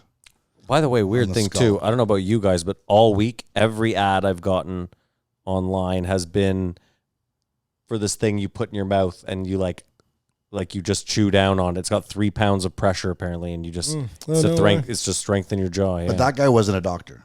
I know he was a journalist. Do you think that gray aliens, when you think about them, and you know how Joe's always talking about how the gray alien, that kind of standard alien with the big head, the big eyes, that's us. That's what we're going to become because we are all going to be staying inside, living in the Matrix. Do you figure their heads are like really, really strong because their brains are so huge? No, I think they're jello. Well, who knows? I mean, we're going to find out next week. We're going to find out next week. Well, wouldn't the idea, Simon, be the gray aliens all look the same because it's just a body you can replace? Sorry, repeat that. I said, wouldn't the argument be that all the gray aliens look alike because it's just a replaceable body? So, like, I'm downloaded on a server somewhere, but you put me in a gray alien because we all look the same. So there's no point in anyone having looks anymore or being a race. Prejudice is out the window. There you go. So I'm a gray alien, you're a gray alien. Something happens to my gray alien because they ship me off to Earth to go probe a bunch of rednecks in the ass. And while I'm there, my shit crashes and the Pentagon gets a hold of it and they end up cutting into me and I die. But I'm not dead because they have me on a server and they just, boom, put me in another gray alien and I'm back out. Maybe they're their own race that just doesn't, their own race of creature that just doesn't have the variations we do. Well, before you said they were Maybe us. all their planet is exactly the same temperature, climate, and whatnot. Who knows? Maybe 50 years from now, it'll be only Chinese and Indian people on this earth, and they'll just bang each other, and gray aliens are what we get out of it. That's what you. Wow, that is. But so you were racist. saying the aliens are us. Is it? Yeah, I think so. Why? Saying that they'll dominate and win? I was saying that Implying they're from the aliens are future, us. coming back interdimensional. Yeah, something like that. Well, in that what Joe was saying, I would. That's not my contention. Okay, sure. If you want to know my contention. Yeah. I have a website. The most interesting thing. So talking about like a synchronicity. This guy said something, and then I listened to another podcast where the guy said something very similar but different. And it was that when you go to sleep, that's like the closest you're ever going to get to like time travel. You know? There are things you can do while you sleep that are just impossible for you to do in this awake phase, you know? Places you can go. And you know how they're always talking about like taking a drug to get somewhere or doing yoga or some sort of meditation to get to like this higher plane. Well, it's that same idea. When you're sleeping, you're already in that higher plane, and everything that's happening to you during that time while you're asleep is like Way more. draining for you when you pass over into that next dimension, you know? I don't even know if it's training. I think way more goes on then than when you're actually awake. Well, that also makes sense too. Like when you look at the mundanity, the like some people's lives, how every day is exactly the same and you're just doing nothing. Look, if you're working in a really shitty job that you hate and every morning you have to slug your way on a bus to work and work in a shitty job all day long and then bus home, like that's way worse. Simon just described both of our lives. When you sleep, I'm the one biking around to take fucking vans full of garbage. My point is, when you sleep, Kamar, you are doing things that are way better than that. Like you said, than like that. Absolutely, life. you're flying. You're going to places you've never You're been to. fucking girls that you'd never get to fuck in real life. You're forgetting an order at a restaurant. You're doing a million things at the same time. Yeah. I think we could find out that our whole life is actually being lived when we're sleeping, and this is just some sort of because this is actually the dream. Because another thing he said is the whole outside world we create, or I create the world I see. You like. That's the Matrix. We don't even know if we all see this room this exact same way. Well, first of all, we're men. Most men. No, but what I was going to say is most men have some sort of color blindness. So there's a good chance that 50 men sitting in a room actually do. A portion of them all see something different. Well, how do you see this room? The room's gray with brown beams, stainless steel lamps. There's a ram over there. Maybe you see a bear. I think that's a smallmouth bass. You might see a largemouth bass. What are you turning to Mike Tyson there? There's a There's a smallmouth bass. Who's going to fight Roy Jones Jr.? There's a Lost We'll get to Marbles that. logo over there. I That's don't know weird how because to describe me it. everything is on fire and there's a small dog in the corner saying it's fine. No way. And Telling you don't to pull kill off. people? No, Like Son of Sam? yeah, no. We'll never be able to know because you just can't see what someone else see. It's true. But everyone looks at a photograph and they say it looks different. But he said we all create the world we see in our brain. The feedback of the eye taking in the information and deciding what stuff. No, looks like. you're absolutely right, Kamar, and it's kind of like what I was saying last week. I think when you have a friend or somebody you know, and they're just like in fucking La La Land, and they'll be talking to you, and what they're saying just is so illogical. You know what I mean? And you know that they're talking about themselves and lying. And they know and you know, but you're playing out this stupid, like, it's like a game, you know? Yeah, but that's the thing. I think some people just lie to themselves so well that they're That's- telling you. Their version of the truth. I don't know why what were we talking about? That actually, I'm glad you brought that up because that leads me to a discussion we had on the Patreon about Cenk Uygur, and we were talking about whether people know the difference in good or bad or what they're doing. Yeah, and you contend that. And I think what he was saying is that whatever releases dopamine in your brain, you think you're. Yeah, it could be your brain tricking you into believing it's That good. feeling makes That's you what I- feel it's good. Yeah.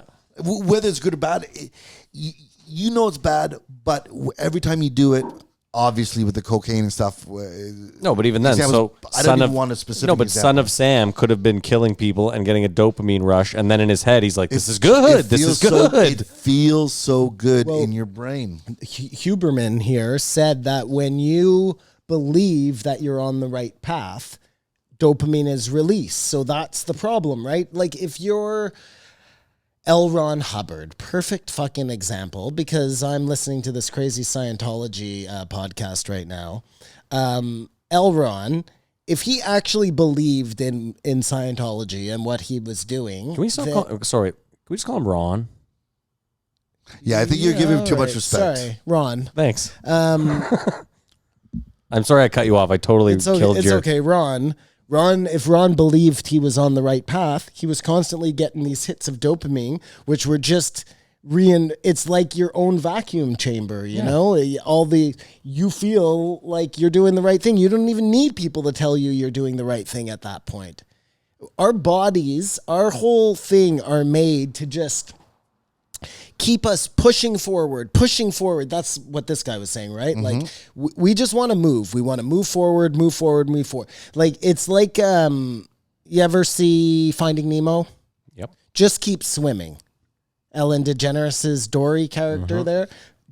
It's so true though, right? Like no matter what situation you find yourself in, Swimming must release the best advice is dopamine to in keep fish. pushing forward. Always. Unless, I mean, no, there are definitely some times when maybe taking a step back is appropriate.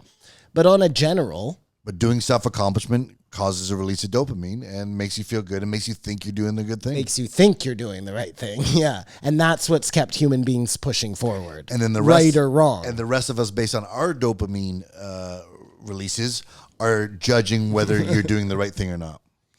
I was telling Simon last night that these guys always get me off because anyone that comes on and kind of reinforces my we're in a simulation, which I feel like this. Excuse me. COVID. Sorry, guys, I got the vid. I feel like I love these episodes because this guy, to me, like everything he said just made me more entrenched in my like, there's no way this can be real. No way. There's no fucking way. Too much is going on in the brain. But we think, it's so hard to even say we think we know what's going on. That's my point, though, is that we have no idea this deep in, and it almost seems like if you were creating a computer program, you would obviously program it in so that the things in it could never figure out. Like, let's say you were trying to make something super smart, like almost as smart as us, but you needed it to never figure out what it was. You would just program in that it could never figure out the wiring in its own And head. we totally should be able to figure it out, except it's that one weird blind spot. That's what I'm saying. It's Is the Wizard with of all the Oz. things we've done, like we can go to the moon, we can go to Mars. We don't have a single ounce of knowledge as to what consciousness is, why we have it, what it means. And we think it's just a mystery and a challenge to discover. We don't realize we are built not to be able to see it because the jig is up then. That's my point, yes, is I truly believe that's where it is. It's the fail-safe within the program that we can keep on going. It's interesting. And you can literally figure all of it out because it's all laid out for you because we've actually gone so much further past this that you can interesting. You can continue on, but there's that one thing that, guess what? You'll never be able to figure it out, and as hard as you try and as much brain power as you put to it, you'll just never, ever unlock it. It's kind of like how we can't get to the bottom of the ocean. Sure. That's just not part of the program But we for did. whatever reason. Yeah, but we didn't. It just glitches out. Yeah, exactly. Something happens. Oh, we ran out of gas. Okay, fine. You know what happens a lot? Sorry, did you want to say something before I move on? You got Kamar? notes there, Kamar. I can see them. Well, we can tick for time. Another thing he said was just that bright lights at night are bad for you. Yeah, I'm Well, fine. everybody knows that. Wow, I didn't know that growing up, going to clubs with flashing light. Like, No.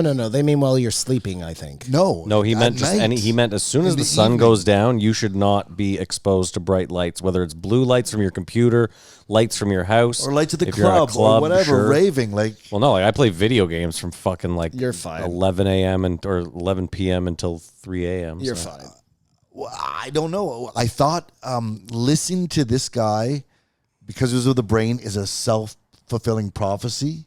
When he was starting to talk about like how young people, the brain Elasticity.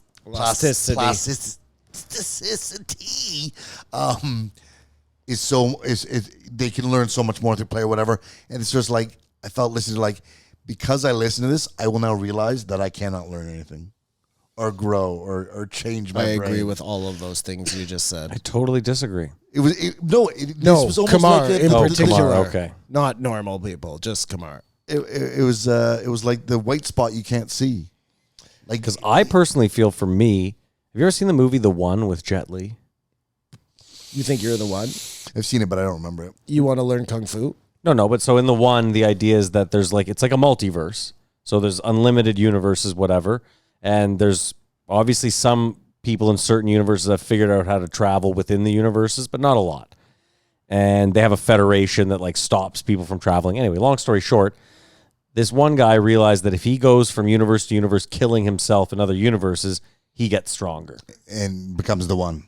So what his goal is to kill all of them and become the one him. But what he doesn't realize is that as he's doing this simultaneously, another him in another dimension is getting just as strong. but that guy can't travel, so he doesn't. I feel like there's a Matt Floyd killing other Matt Floyds, because I actually do feel like I'm getting way better every year that passes. I feel like if I could restart, I'd be so much better.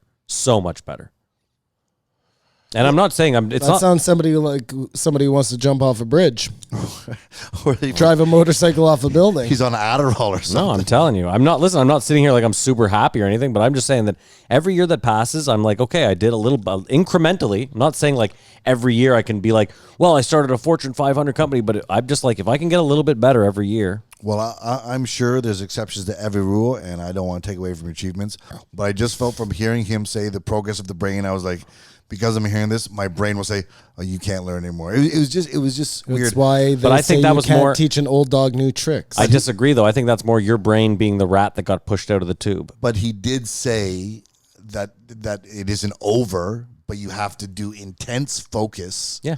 And like stress through it more so than you did when you're younger if you really want to make a change. And of course, the brain has to be shocked into its most awareness. Kamar, when was the last time you had a drink?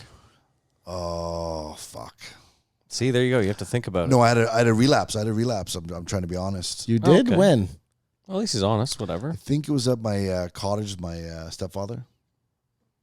Okay, but you had you got drunk at your cottage. No, not drunk. Oh, you had a Not few drinks. No, I had like a beer.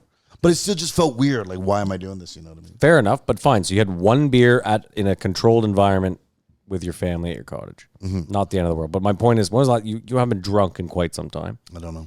Well, there you go. That I wasn't. don't know. But my point is, that wasn't easy, was it? It depends because of the COVID times. Who knows if it would have been, so many things were down. I had to stop drinking. Fine, sure, but you did, and it was something that you probably thought you wouldn't have been able to. As consequences, not as just a healthy carry on. Yeah, but it doesn't matter why you had to do it. You did it. No, it does matter. You're saying, was it easy? And I was like, it was easy because I had no choice. Well, sure, but okay. My point is not whether it was easy or not. My point is you did it and you bettered yourself. I can already see a turnaround in you. Well, you 100% bettered yourself. Yeah, but back to this, it's how about learning or you know what I mean? But even then, I think it's a pro. But I think it took learning. I think you had to learn how to live your life without being drunk most of the time. I know I did. So I think that is learning. It's learning how to become a new, like you're still you. It's not a new Kamar. Like when I talk to you, I'm not like, oh man, this is like talking to Tony Robbins now. You're still Kamar, but. Yeah, I appreciate that example. I think I was more talking about learning languages or code if you want to do that, like that kind of learning. Yeah, listen, I know you're right because. Always changing. I know you're right because like my mom is trying to learn French, even though she's retiring, and it's painful to watch. She just can't. She cannot do it. 30 years ago, she probably picked it up by now. And be fluent. Kids get it like this, of course. Same thing, coding. I tried to learn how to code. Don't cancel me. On one of those websites, and dude, it's impossible. I'm just so fucking like if you didn't learn how to type when you were young, you're fucked for coding. First of all, that's like a starting point. If you aren't like 100 words a minute typer, fuck off with coding. Don't bother. Look at how sweaty I am too. But he did say it could be done, but you've got to take it seriously and focus and shock the brain into be awake. It's funny he said, obviously, cocaine or Adderall or all these stimulants, but like coffee, bright lights, like before you're going to go into something you want to bring up. So I found that optimistic. We also found out Joe can't be easily Hypnotized. You know what's interesting? You guys want to do the test here to find out? What do I do? I forget. I just look up. And if your eyes flutter, they do not. Oh, Simon's fluttering like a crazy. Yeah, I could be easily. No, I don't think they will. No, I can't be. I've tried. What I was going to say is yoga and shit like that. This happens all the time where there's something that's really important. Meditation, I think, is probably really important. I don't do it. I'm not saying that I'm good and you're bad or anything like that. I'm saying that it gets tied up in a weird cult. It gets tied up in this weird cult thing. So it's something that's really important probably for everybody. For the breathing, which Joe has been talking about big time lately. Just probably to sit with your thoughts for like 15 minutes a day is probably pretty fucking healthy, you know? But a multitude of reasons, but it gets so tied up in mumbo jumbo that you get turned off by it, you know? That happens with so many things that are important. And I think it happens on purpose. I think they do that on purpose, you know? They? Mother Nature? No. Yeah, who's they? You had me The to lizard we people? know- You had me until they. personalized it. We know who they is. Oh, okay. We know who they is. Sorry, guys. So it is we don't aliens? get canceled. We don't get pulled off. So it's of aliens YouTube. trying to stop us from doing yoga? Not aliens. Okay. Maybe it's lizard people. I don't know, man. That's the thing. That's the thing we got to cancel. But they've done is it with that they- magic. Name names. They've done it with magic? Oh, for sure. Like, It's true. The anti-magic propaganda is Is- fucking unrelenting. It's huge. Hashtag Penn and free Teller? magic. Penn and Teller. No, Is that- all of is that that what we're magic, talking that's about? not real That's magic. You know cancel- what no, I mean? That's they're outing. That's sleight of hand and that's Don't you dare. misdirection. That's not Listen magic. to this fucking No, disrespectful I'm trying to prick. clarify what we mean by anti-magic. Penn and Teller's like anti-magic, right? No, No, he I'm means talking he's- about like occult. He's talking about Oh, moving no, things no, with your mind. I'm talking about things like that or using no, no, spells no, no, that no, may no. or may Spells. not change your You're Spells. yeah, like I don't think it's the spells the way you're thinking about spells. I Oh, don't think then it's how is it that like you're thinking love about them? potions. I think it's How- why would more it go- like why? changing the frequency of Stop. You're talking about the dark arts. No, that's masturbating when Theo talks about that. Again, No, that's smartest. I think the dark arts is like the shit they threw on yoga to make sure that you'd never be interested in the topic. You know what I'm saying? The same way you're never going to be interested in yoga because it's all namaste and fucking But I'm interested in yoga. hippy dippy shit. You know, maybe not you. I'm not saying you. Are you Kamar. saying that those are like thorns on a pretty flower? Correct. Okay. Or more appropriate would be like shit on Hot chick. something, you know? Yeah, sure. It's a Cleveland steamer. Nothing a little bit of water can't take care of. Anyways, you know where I'm going with that. Like, and I think that's true, man. I think those are. So Listen, what do you why are think? you looking at me like back that? Up. Because what do Simon, you you're think? telling us you're going to become a sorcerer. What do you? I am. What do you think yoga is? It's probably to get to a different frequency. That's how you cast. It's a all spell. about trying to get to like a different You can do it through level meditation, than we are. yoga, whatever. Right.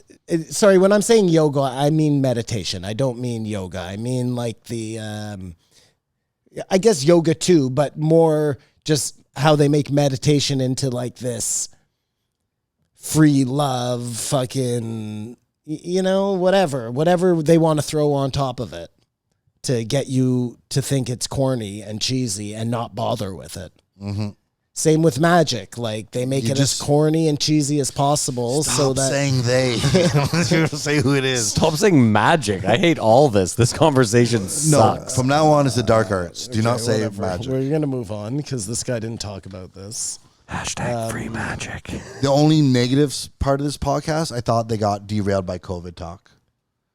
I mean, it was related to the brain and personal choice stuff, but it was like, Well, because Joe won't get off fucking the immune system and like it's just fat people dying. I and- think the doctor brought it up in Joe's defense. I think the doctor. I just that, Listen, Joe himself was like, I know I've been hammering this too hard and harping it a lot lately, probably more than I should. So, in my defense, Do you ever watch your dog do the double inhale all the time. and then the big exhale course. right before they lie down? yeah. but I just, do that before I go to sleep too. I realized I was like, the stuff How you, excited you are. the stuff you're talking about is so interesting. I don't care what you think about COVID, Yeah. or what's going on in They, society. like he was talking about the reward prediction error. That was so cool, man. So that's like when you tell me how great a movie is, if it doesn't then live up to how That great makes total like sense, it makes it your prediction on the reward so much more. What you're expecting has to be so much more. So you've already made like the dopamine hit that's required to satisfy you that much bigger, that much bigger to fill. Well, think about that. How often does that happen that someone tells you a movie's so good and you come up going, it was even better than you said it was? I mean, I'm sure things happen. Someone tells you to watch something or whatever, and it exceeds expectations, which is the best. But often right. it Yeah. does not meet expectations. Uh-huh. And it was interesting when they were talking about comedians because that made total sense too. So a comedian is taking you down a path And then because you're not expecting where they're going to lead you next, you don't have that reward prediction error. You know what I mean? So you're able to get that full reward by them taking you to a place you didn't expect. Again, kind of like magic. See, I try not to do that. Have you noticed when I send you stuff, I'm like, just listen. And you're like, well, does this prove my point or yours? Except with movies. With movies, you're always giving me your opinion before I watch them. Name one. The one with De Niro there that I hated. I said The Irishman. God, though, I didn't watch Once Upon a Time in America or in Hollywood for so long because you told me you hated it when you first watched it. And what? You think it's incredible? I loved it. It's incredible. It's one of my faves. It's incredible. It's so good. It's incredible. It's so good. And the way that he changed history, I love it. It's incredible. It's great. So slow. It is. No, you're No, crazy. only the Sharon Tate thing is So slow. But you love that kick, Dude, in fucking like it's crazy. Leonardo- De Niro's fucking kick. No, You have no problem first of with all, the kick, but that I'm the one movie that sucks. I'm the one that brought the kick up, motherfucker. So fuck right off with your fucking Irishman horse shit. This fucking guy. when DiCaprio's talking with the fried chicken. I love it. I love that movie is great. It's a masterpiece. Anyway, so those were some movies where you told me before. But with podcasts, you definitely just send them to me and say, listen. And usually you're right. Sometimes you're wrong. You haven't been wrong yet. You have a pretty good track I was record. just gonna say, I was like, this guy has to throw. He can't. Has to But throw you're some always shade. wrong with the movies. He's always got to You've throw been some 100% shade. on the podcast. I asked you to listen to Weekend Papers. Did I overhype it or?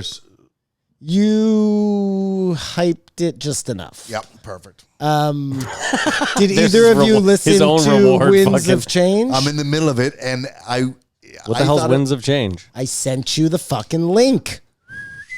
I wish I could whistle. It's the CIA, down at Gorky Park. Scorpions. Oh, okay. My problem is I'm listening to it, waiting to hear, because I thought it was one episode. Oh no, you're gonna. So hear the whole I'm thing. listening to hear what did Simon hear Yeah, that. no. Because at the beginning, That's just the setup. in the setup, the guy says, "Look, I know the song's cheesy. I wanted to turn it off because I don't think the song's cheesy. I think it's a masterpiece.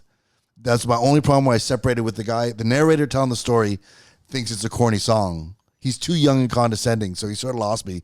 But so far, it's just been people saying they won't talk about something. And if someone says they won't talk about something, that means there's something there. That's true. Yeah. And it expands. Yeah. You agree? Yeah. Okay. I do. I'll I continue. think so. I feel like it's a whole bunch of my JFK moments. No, but you're not gonna even. you're gonna like it. It gets crazy and it goes to places you totally wouldn't imagine. It tells like 3 different stories. It's really good. And you know, once you listen to it, I want you to then think about how if the CIA, think about everything you know about Manson and all of that shit that person talked about in that book who was on Rogan, okay? The CIA would be in a really kind of good place to approach Joe and try and do the exact same thing. If they haven't already. I'm sure he turned them down. But you know when he says, like, they've never come to me? They've come to it. They've come to him. That's what they do, man. They probably just don't have anything on him because maybe he really is clean. I think he's clean. Well, this is what I mean. And if you're clean...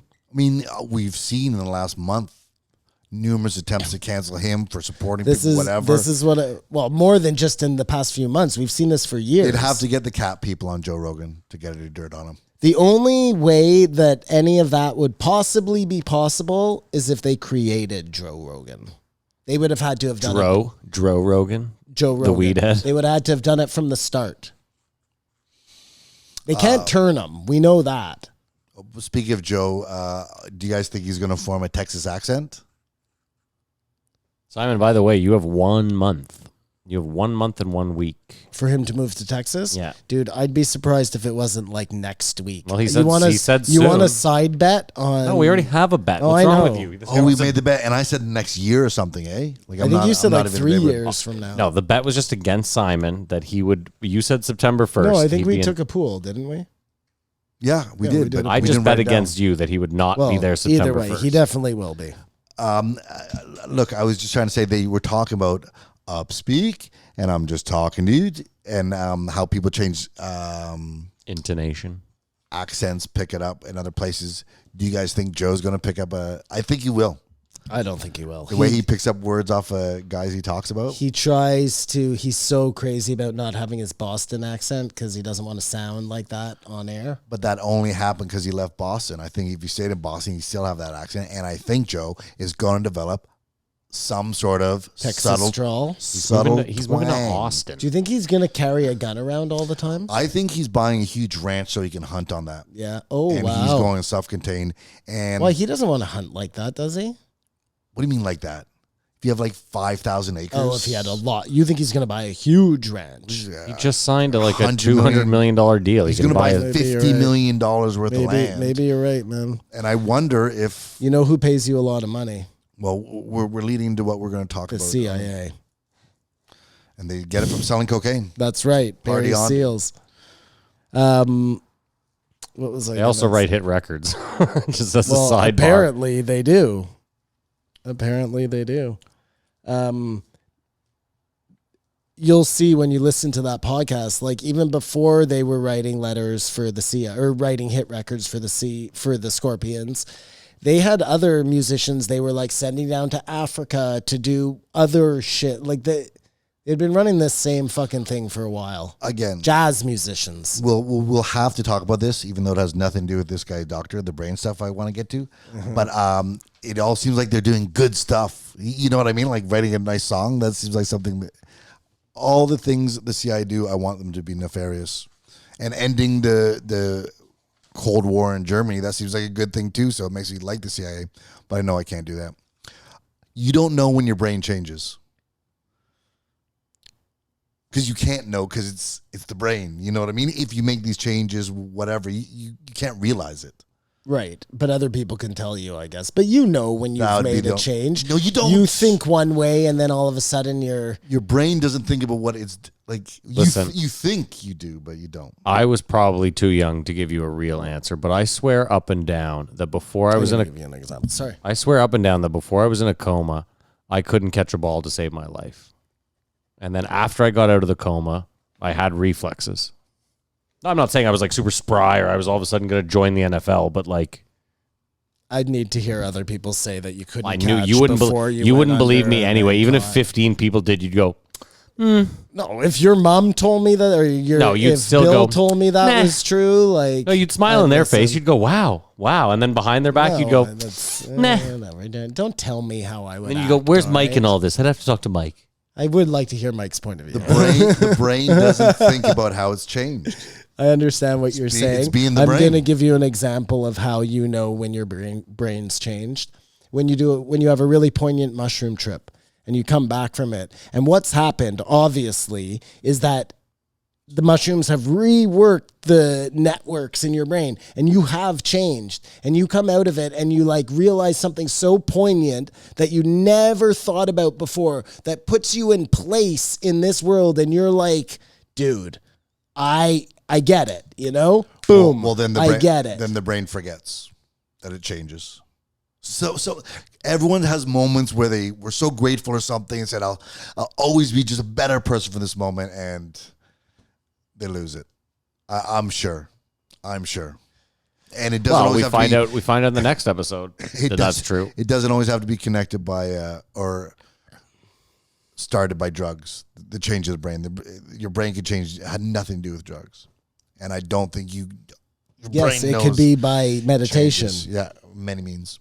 Many men, many men, many means. I mean, listen, I'm just Many trying men. to give you maybe a differing point of view. And I like this guy also for giving a hard 2 years to the getting people's sight back. Mm-hmm. He was talking about that instead of like in 10 years or 15 years. He was like 2 years, and I'm saying That's very this. cool. Yeah. What I want to know is he working with the other guy that Joe had on that was like that's made the same claims? That was like with stem cells, I can regrow fresh, like pretty much fresh eyes for everyone every like 10 years. Remember that guy? Yeah.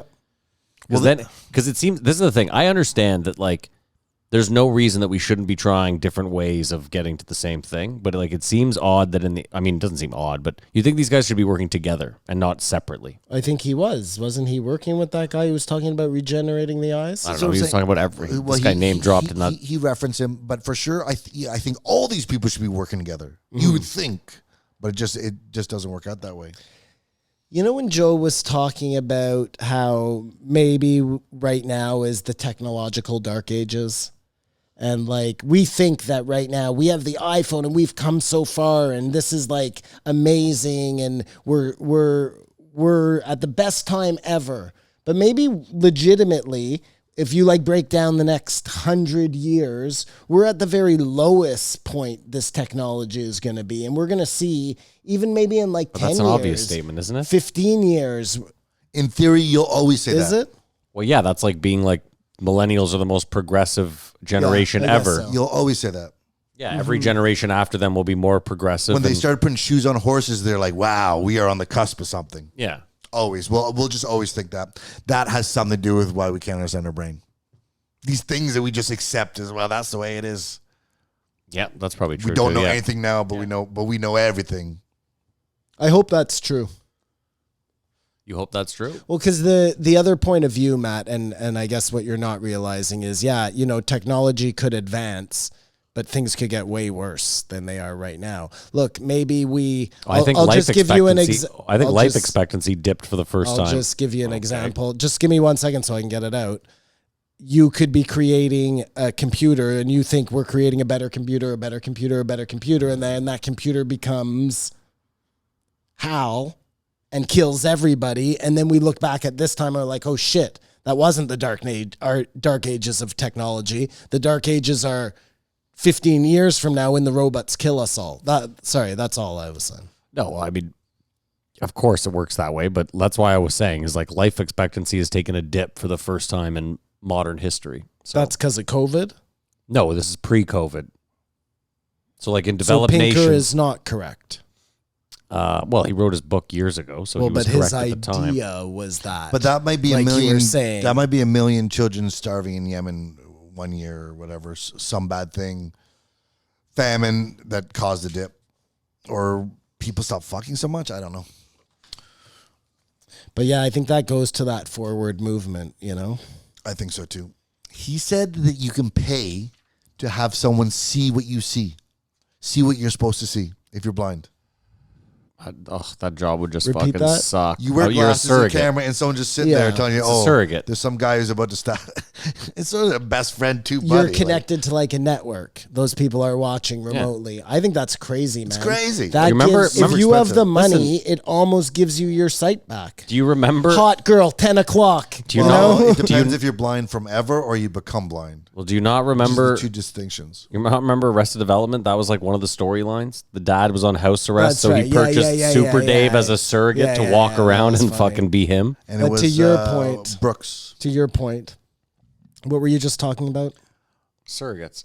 No, you said something right before that.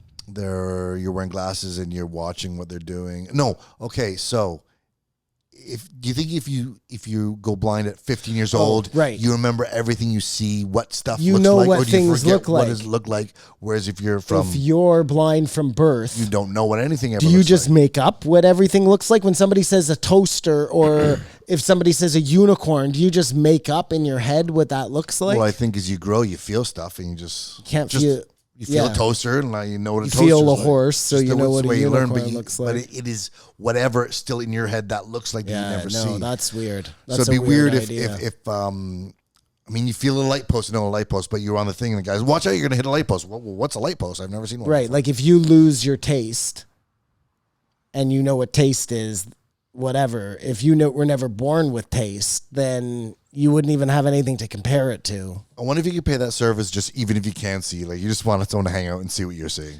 Just to be your buddy. You're going to concert, If but you're no one else is lonely. making like, hey, do you want to come see a show? Well, that's interesting. Like, are there services like that if you're just like a lonely dude? Can you just have like somebody who hangs out with you in your ear? Well, you you know? get beautiful women every night if you're rich. No, but that's like no. This is you're very taking it expensive. This he skeezy, said you this know? service is very expensive. Simon, there's a I'm service just talking for about everything. friends. You've Be obviously- your friends. Simon, you've obviously heard of Line Angel. No.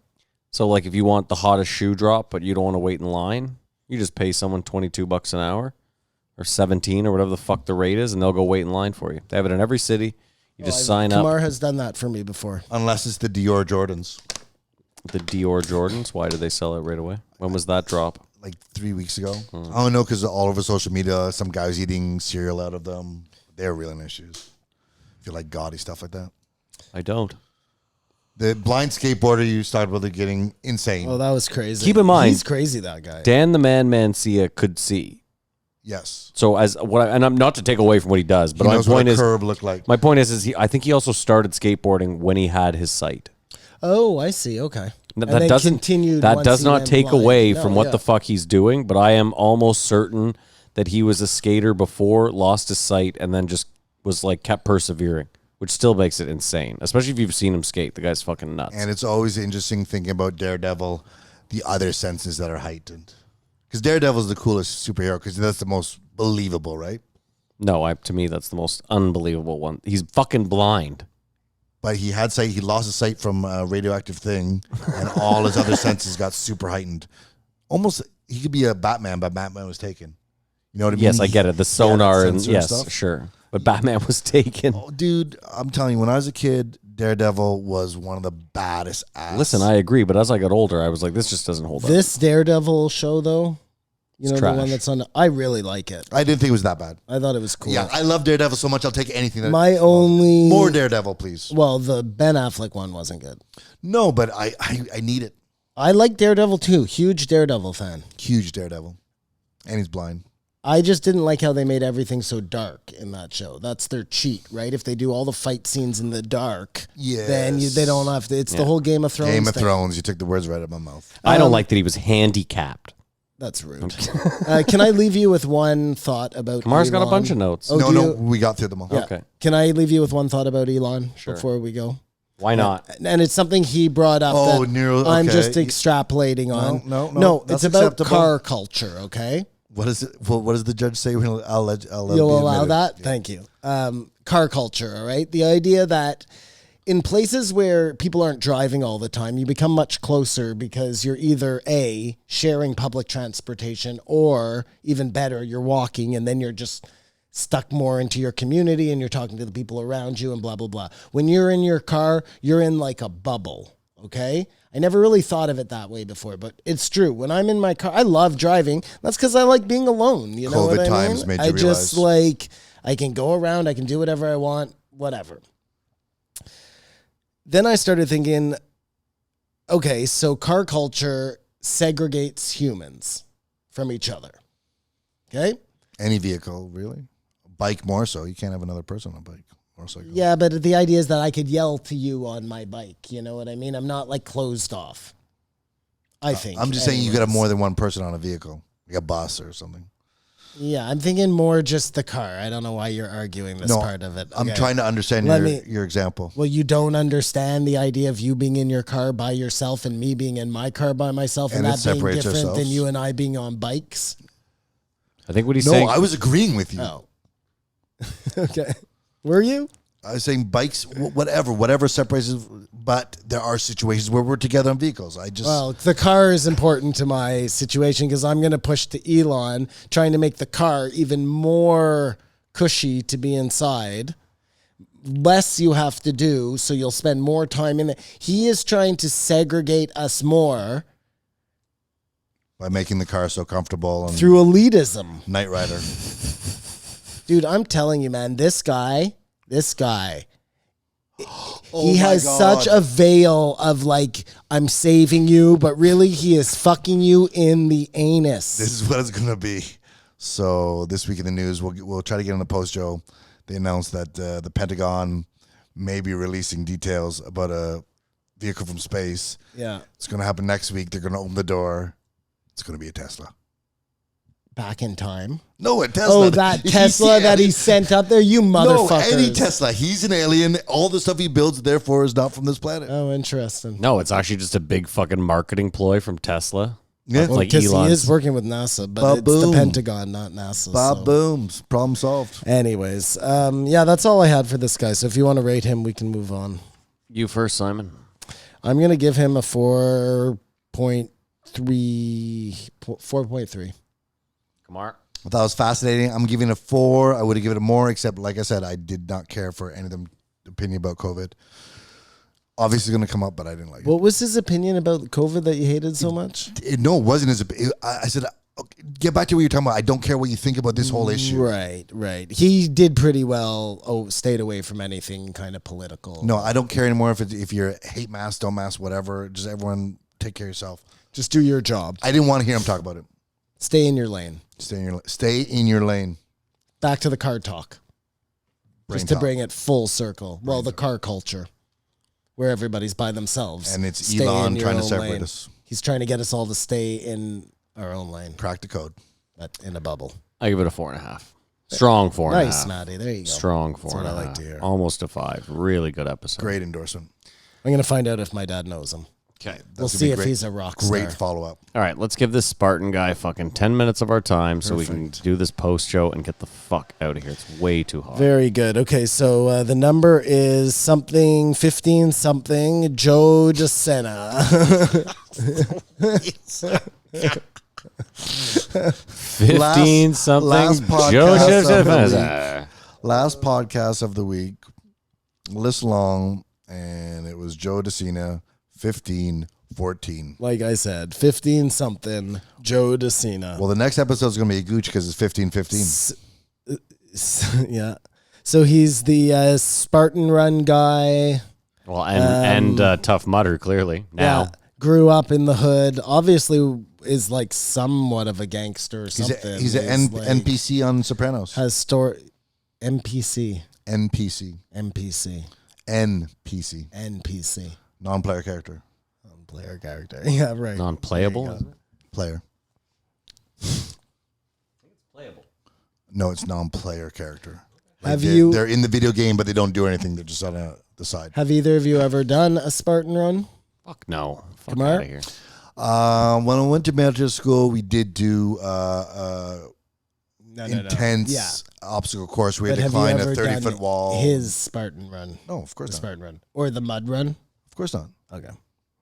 Well, don't of course not. I know people have done I it. could see you doing that. No, you can. Yeah, I totally could. No. Absolutely, That's I could. so gung-ho. I could see your girlfriend frat talking boy. you into it. No, you My can. problem Yes, I with definitely it. could. My big couldn't. problem is like you Don't know can me. do some physical shit without having to roll around in the fucking filthy mud.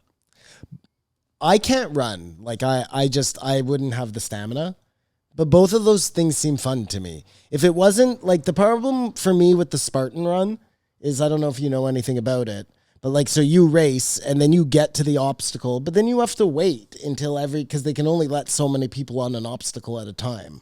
Yeah, it's just a personal It's too challenge, much waiting, accomplishment you know? thing. It's not a real race. It's not a real race. I mean, it is a race. They do a real race before they do the fun race, where they let less people in at a time. So it's like It's a good thing. then you're racing right it's- through. It's a participation thing. It's a common bond that But people you wouldn't have. want to do a mud run, like where you're just No, rolling fuck through no. the mud. I'd way rather do like an American Ninja Warrior. Oh, or that would be something. fun. Not too. now, and sure, in my 20s, sure, I think I do all that stuff. Like if I got rich, if I Why are won you like getting so offended by it. if I won 'Cause I 60 wouldn't do million Friday, I would rent out American Ninja Warrior for a night for like 50 of us. For 10 minutes, and he'd be exhausted, have drowned. Oh, dude, I wouldn't get People through. would kill themselves. Of course, I wouldn't get through fucking 2 obstacles, but it would be fun watching everyone. Oh, of course. Fuck off, man. I'm pretty fucked up. Like I definitely couldn't. My neck, my shoulder, whatever. Your pussy and your crack. Yeah, all of that stuff. But when I was young, I definitely think I could have done Wipeout. I was You know just that gonna say. course? I was just gonna say. Wipeout is the other one I The would rent. only one The part balls is the tough. balls. You gotta give it a couple of tries, I think. you But have to jump from wall to wall. Yeah. Like, you know, you have to hold the wall, Yeah. like, yeah, Yeah. that's cool. in your prime. In my prime, I'm not Definitely. saying now. Definitely not now. Definitely, I say Now all the I stuff. would fall off the first one. Now the all one that's- where you're like, I can't believe you fell off that. All that stuff looks at me like, no way I would want to do that. I'd pull something, injure something seriously. There's no way I could have fun doing that. I can't. If you asked me to run around the block, I would come back like vomit winded. Like have to take No like, obstacles. No obstacles. Yeah, like if you asked me to shadow box for 5 minutes, I'd fucking throw up. Fuck I out of think here. 5 minutes of shadow boxing for 90% of people take them out. Okay, okay. That one were It like would a definitely minute. take me out. So you know how nobody's bumping anymore? I give it elbow. Touching. I hate the elbow. bows? I hate it. I'm bowing. That's because your from now elbow's on. gross. I'm going to start bowing. You're gonna start bowing? Yeah, like a Japanese bow. Culture appropriation. I approve. Good. Thank you. I approve. So does Ben Shapiro. We're not going to call it appropriation anymore. We're going to call it like cultural. Stealing. What's a Cultural good thing where you copy? appreciation. Thank you. There you go. That's a thing. I think that's a thing. That's the thing. We just Yeah. coin it. No, I don't think we coined it. I think it's actually a thing. So in this episode, Joe trashes video games. Yeah, he likes doing that. No, I think before this, he's come to a realization that video games can be an amazing waste of time. Because he's saying you could open a dojo or you could play video games for 3 years.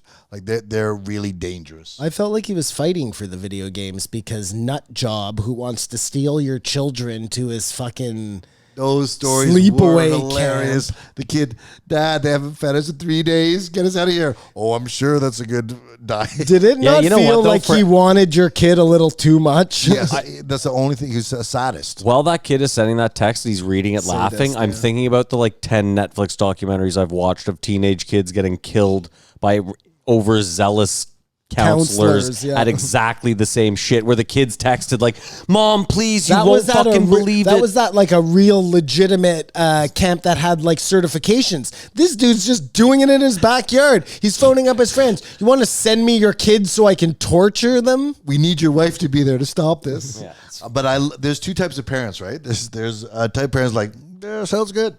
Yeah, but Dad, they threw us out of water. Oh, must have been refreshing. Everything they do, the best case scenario.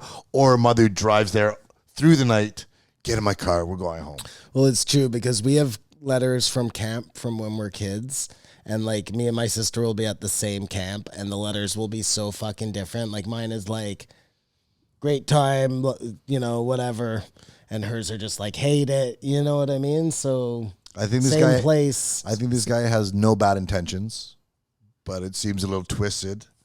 He should have gotten off enough on the Spartan race and getting people to pay him to torture themselves, besides taking some kids under his belt. Well, Andy got guys to lose 400 pounds, to lose 100 pounds in 30 days. He doesn't need to be torturing children. The kettlebell thing, I think, just threw me off. The carrying the kettlebell around? Everywhere I go, and then I had to weld it back together. Then in Japan, they wrapped up. Really, you really take this around? You can't just take a rabbit's foot or something. It's his thing. So he's just a New Yorker. Hold on, though. Let's think. My word is my word. Let's think about how ridiculous it is just for 1 second that he still carries the kettlebell around. I think it's ridiculous. The guy he re-put on 150 pounds, and this guy's still carrying around the kettlebell. Yeah. But wait, even more than that, he went to see C.T. Fletcher. C.T. Fletcher broke his thing that morning. Yeah, and he goes to see He a was going welder. on Rogan. Yeah, he had to have the kettlebell, what I so he said. got it welded. That's what I This just guy's said. a fucking maniac. It upset me, and you know why CT? It upset me. You know why CT Fletcher threw the room? Stop carrying this thing Yes, around. exactly. You're an idiot. Yeah. So that put me off. But then I tell you, the stories of the kids writing back to their parents, I thought was hilarious. And I think I can speak for you and or for Simon. We love Vermont, right? Love Vermont. Love Vermont. Love Love Vermont. driving I've been through Vermont. skiing. Never in want to Vermont go to a this Love guy's Vermont. camp, but would love to visit his ranch. Just or love whatever. Vermont. And Kamar, back to the video game thing. Joe did push back because Joe ended by saying, "You know what? They said that about fucking comedy when I was young.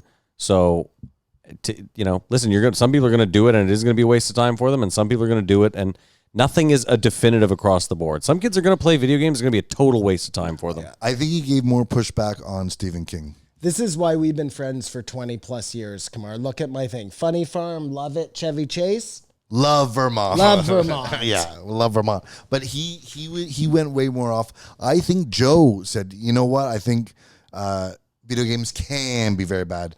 But he was pushing back more about you got to have Christine or Cujo. He went hard on Stephen King. Really defending that you got to let some people just waste their life away. But I guess he's not saying waste your life away, but put themselves in a position where they're Even waste your Not life good as away. well. Stephen King is alive and well, And still rich. writing Well, books. he said something amazing. He said, freedom leads to Doritos, but freedom also leads to Carrie. That's it. I mean, I don't listen. You know what? I find it weird what some people will label as a waste of time. Because there's people that could easily sit and say, well, I think a podcast is a waste of time. Well, Joe's a millionaire off it. Or there's people that could say, well, I think martial arts is you know what I mean? Someone sent me an article the other day from like the fucking 1400s that's all about how chess is going to rot the mind of young kids and they're never going to go outside anymore. And like, it's literally cut and paste what they're writing now about video games. And I get it. It's totally different. But I think I take your position of as an avid video game player. I think the idea would be the same. Instead of the kid being outside, he's now inside playing. Instead of you walking and talking to me, Kamar is in his Tesla ignoring everybody, you know? Sure. My point though is like, thank you. A lot of the time people do this thing where it's like, well, instead of playing video games, you could be out there opening a dojo. Just because someone stops playing video games doesn't mean they're going to be out there doing something more productive at all. It could just mean they they could be eating or fucking doing whatever the fuck. I mean, no, but to a more general point, I do agree with. I just think we would be better off if computers weren't such an important part of our lives, you know? That includes video games, that includes porn, that includes all of those things that are keeping us from being out there and just being fucking legitimately happy, you know? Unfortunately, since we both agree that Steven Pinker proves that point wrong, that since computers have come along, everything's gotten exponentially better. Again, Steven Pinker's shit makes sense, yes, right now, but we'll have to wait and see, you know? I'll say one more thing about this guy. The deer story was the worst story. Oh, get out of here, fuck. Story was Remember, he's terrible. like, Joe, you hunt, right? Terrible. You hunt. There's the important parts. The Turkish guy taking the whole... How do you think this guy got on the show? Or was it the Serbians or the... Croatians? I can't remember. No, I think it was Serbians. Slovakians. Okay, Slovakians are mad. I have it Chase written his down. deer down. They never... and he was talking. He said he admitted that he was talking to CD Fletcher. It was like, I'm going on Rogan. What should I do? Had this canned story, and it was just trash. Oh, terrible. Is that what him and CT Fletcher went over? Maybe that's why CT Fletcher threw the You ain't telling that. kettlebell. You ain't telling that You're story, not going dog. on Rogan. I got you on Rogan. You ain't telling that stupid deer story. And he tells the story. And he tells it anyways. Fucking CT Fletcher's going to kill him. How do you think... Oh, I was just going to ask. Sorry. You did. How do you think he got on the show? How did he get on? And... You answered your own question. I did answer my own question. I did. I'll answer it because did I ask got an that. email from him last year saying, hey, Joe, would be really cool. No, I'm kidding. Imagine we did get a From email someone that got and then on. Eventually, That would. around. No, would the be only crazy. emails we get are from crackpots. Because think about it. They're Also, typing in the wrong email address. well, I was going to say their and- publicist is so terrible that they can't even get to Joe's. Like Joe has a website. Well, and sometimes they're asking for Matt, Kamar, and Jamie. And I'm just like, I don't even know what the fuck is going on. I know. Are you getting paid for what you're doing right now? Like I said, the guy that asked me, he was like, "Are you the host of the Joe Rogan Experience?" I was like, "What kind of fucking question is that?" Like, El Bizarro. Yeah, I just felt like he was just pushing really hard for me to send my son to him. Oh yes, you know you should or something. Outward bound something. I'll tell you why you shouldn't though. Again, this is what. Oh no, I'm not going to. No, but just I think he wanted my son too much. Oh, probably. But hear me out. What I meant was, I like the fat guy. Unless you're in that all the time, I don't think it's that lasting. I think it's fleeting for most people. I don't think it has like a lasting effect where you go back home and you're like, it's like. I disagree. All right. I think it does. Just like everyone in the Israeli army serves and it gives them some sort of thing. I think every young person should do something outdoor and physical. Well, military school didn't help you. No, camp helped me. Fine, but I'm not talking about outdoor. Kamar, what I'm I saying. just want more well-rounded people. I think everyone should do a hardship when they're young, camping, canoeing, or anything. So summer camp is a hardship? Is that what you're saying? Just anything that puts you out we did of a the, 10-day canoe trip where we yeah. had to portage Yeah. canoes for Yeah, a kilometer, yeah. and it was My son hard. did all that stuff. So I think My son was in martial arts. I don't know what to degree this guy is torturing these kids into their embellishment, but I think it's healthy for everyone to get away from computers and everything. No, I totally agree. 100%. At least a week. I think it'd be interesting to test if you had 100 kids that never did it and 100 kids that did. Look, I think you're going to have a hard time trying to convince a teenager to do anything you want them to do. You know what I mean? Remember when you were a teenager and your parents were trying to convince you to like, it wasn't a big deal because you wanted to go out and smoke joints or whatever. But if your thing was whatever, fill in the blank, they couldn't convince you out of it, you know? Again, I just think we sound like old people. I think everything that you grow up with, you will adapt with. And these kids grew up with this shit. They're all growing up with it. And it's easy. Well, hold on. You haven't even let me finish, and you're going to cut me off with your angry fucking. I just think that we, like you keep saying, wait 20 years. Maybe 20 years down the road, all these kids are going to be fucking so smart, and they're going to actually figure out all the problems that we couldn't. And maybe instead of being outside fucking around, maybe they're going to be like looking back at us like they spent so much time outside just walking and talking. They didn't fucking solve anything. And maybe these kids will be uber fucking on top of shit. Maybe. I'm just saying, you guys talk about the X Factor all the time. Our generation didn't come up with the X Factor. So we're looking at this young generation. They're going to have to be the ones that come up with it. Or maybe we don't need the X Factor. Maybe that's more to the point, that we're striving to get something done that doesn't need to happen. Maybe we were better off the way it was before. But it's like, but hold on, Simon. Beings. It's like the guy that was on last week who said he was talking to the old woman on the fucking, that like lived in the tribe. And he was like, what do you think about the lights? Like, we're bringing lights into your tribe, and that's, we're really bringing technology in here. And she was like, it's fucking awesome. We're going to have lights. I can walk at night now. So there's a balance. It's easy to say, yeah, when we had nothing, we were walking around in loincloths. I'm not suggesting that we not have electricity, though, Matt. Like, there's a huge difference between saying, well, there is, man. Like, we don't need instantaneous access to we would be fine if the internet was slower. You know what I mean? If you weren't able to like be constantly connected, just let's take my son just as an example. Hold on. Well, back up a sec. You sit in your studio night after night and watch Netflix.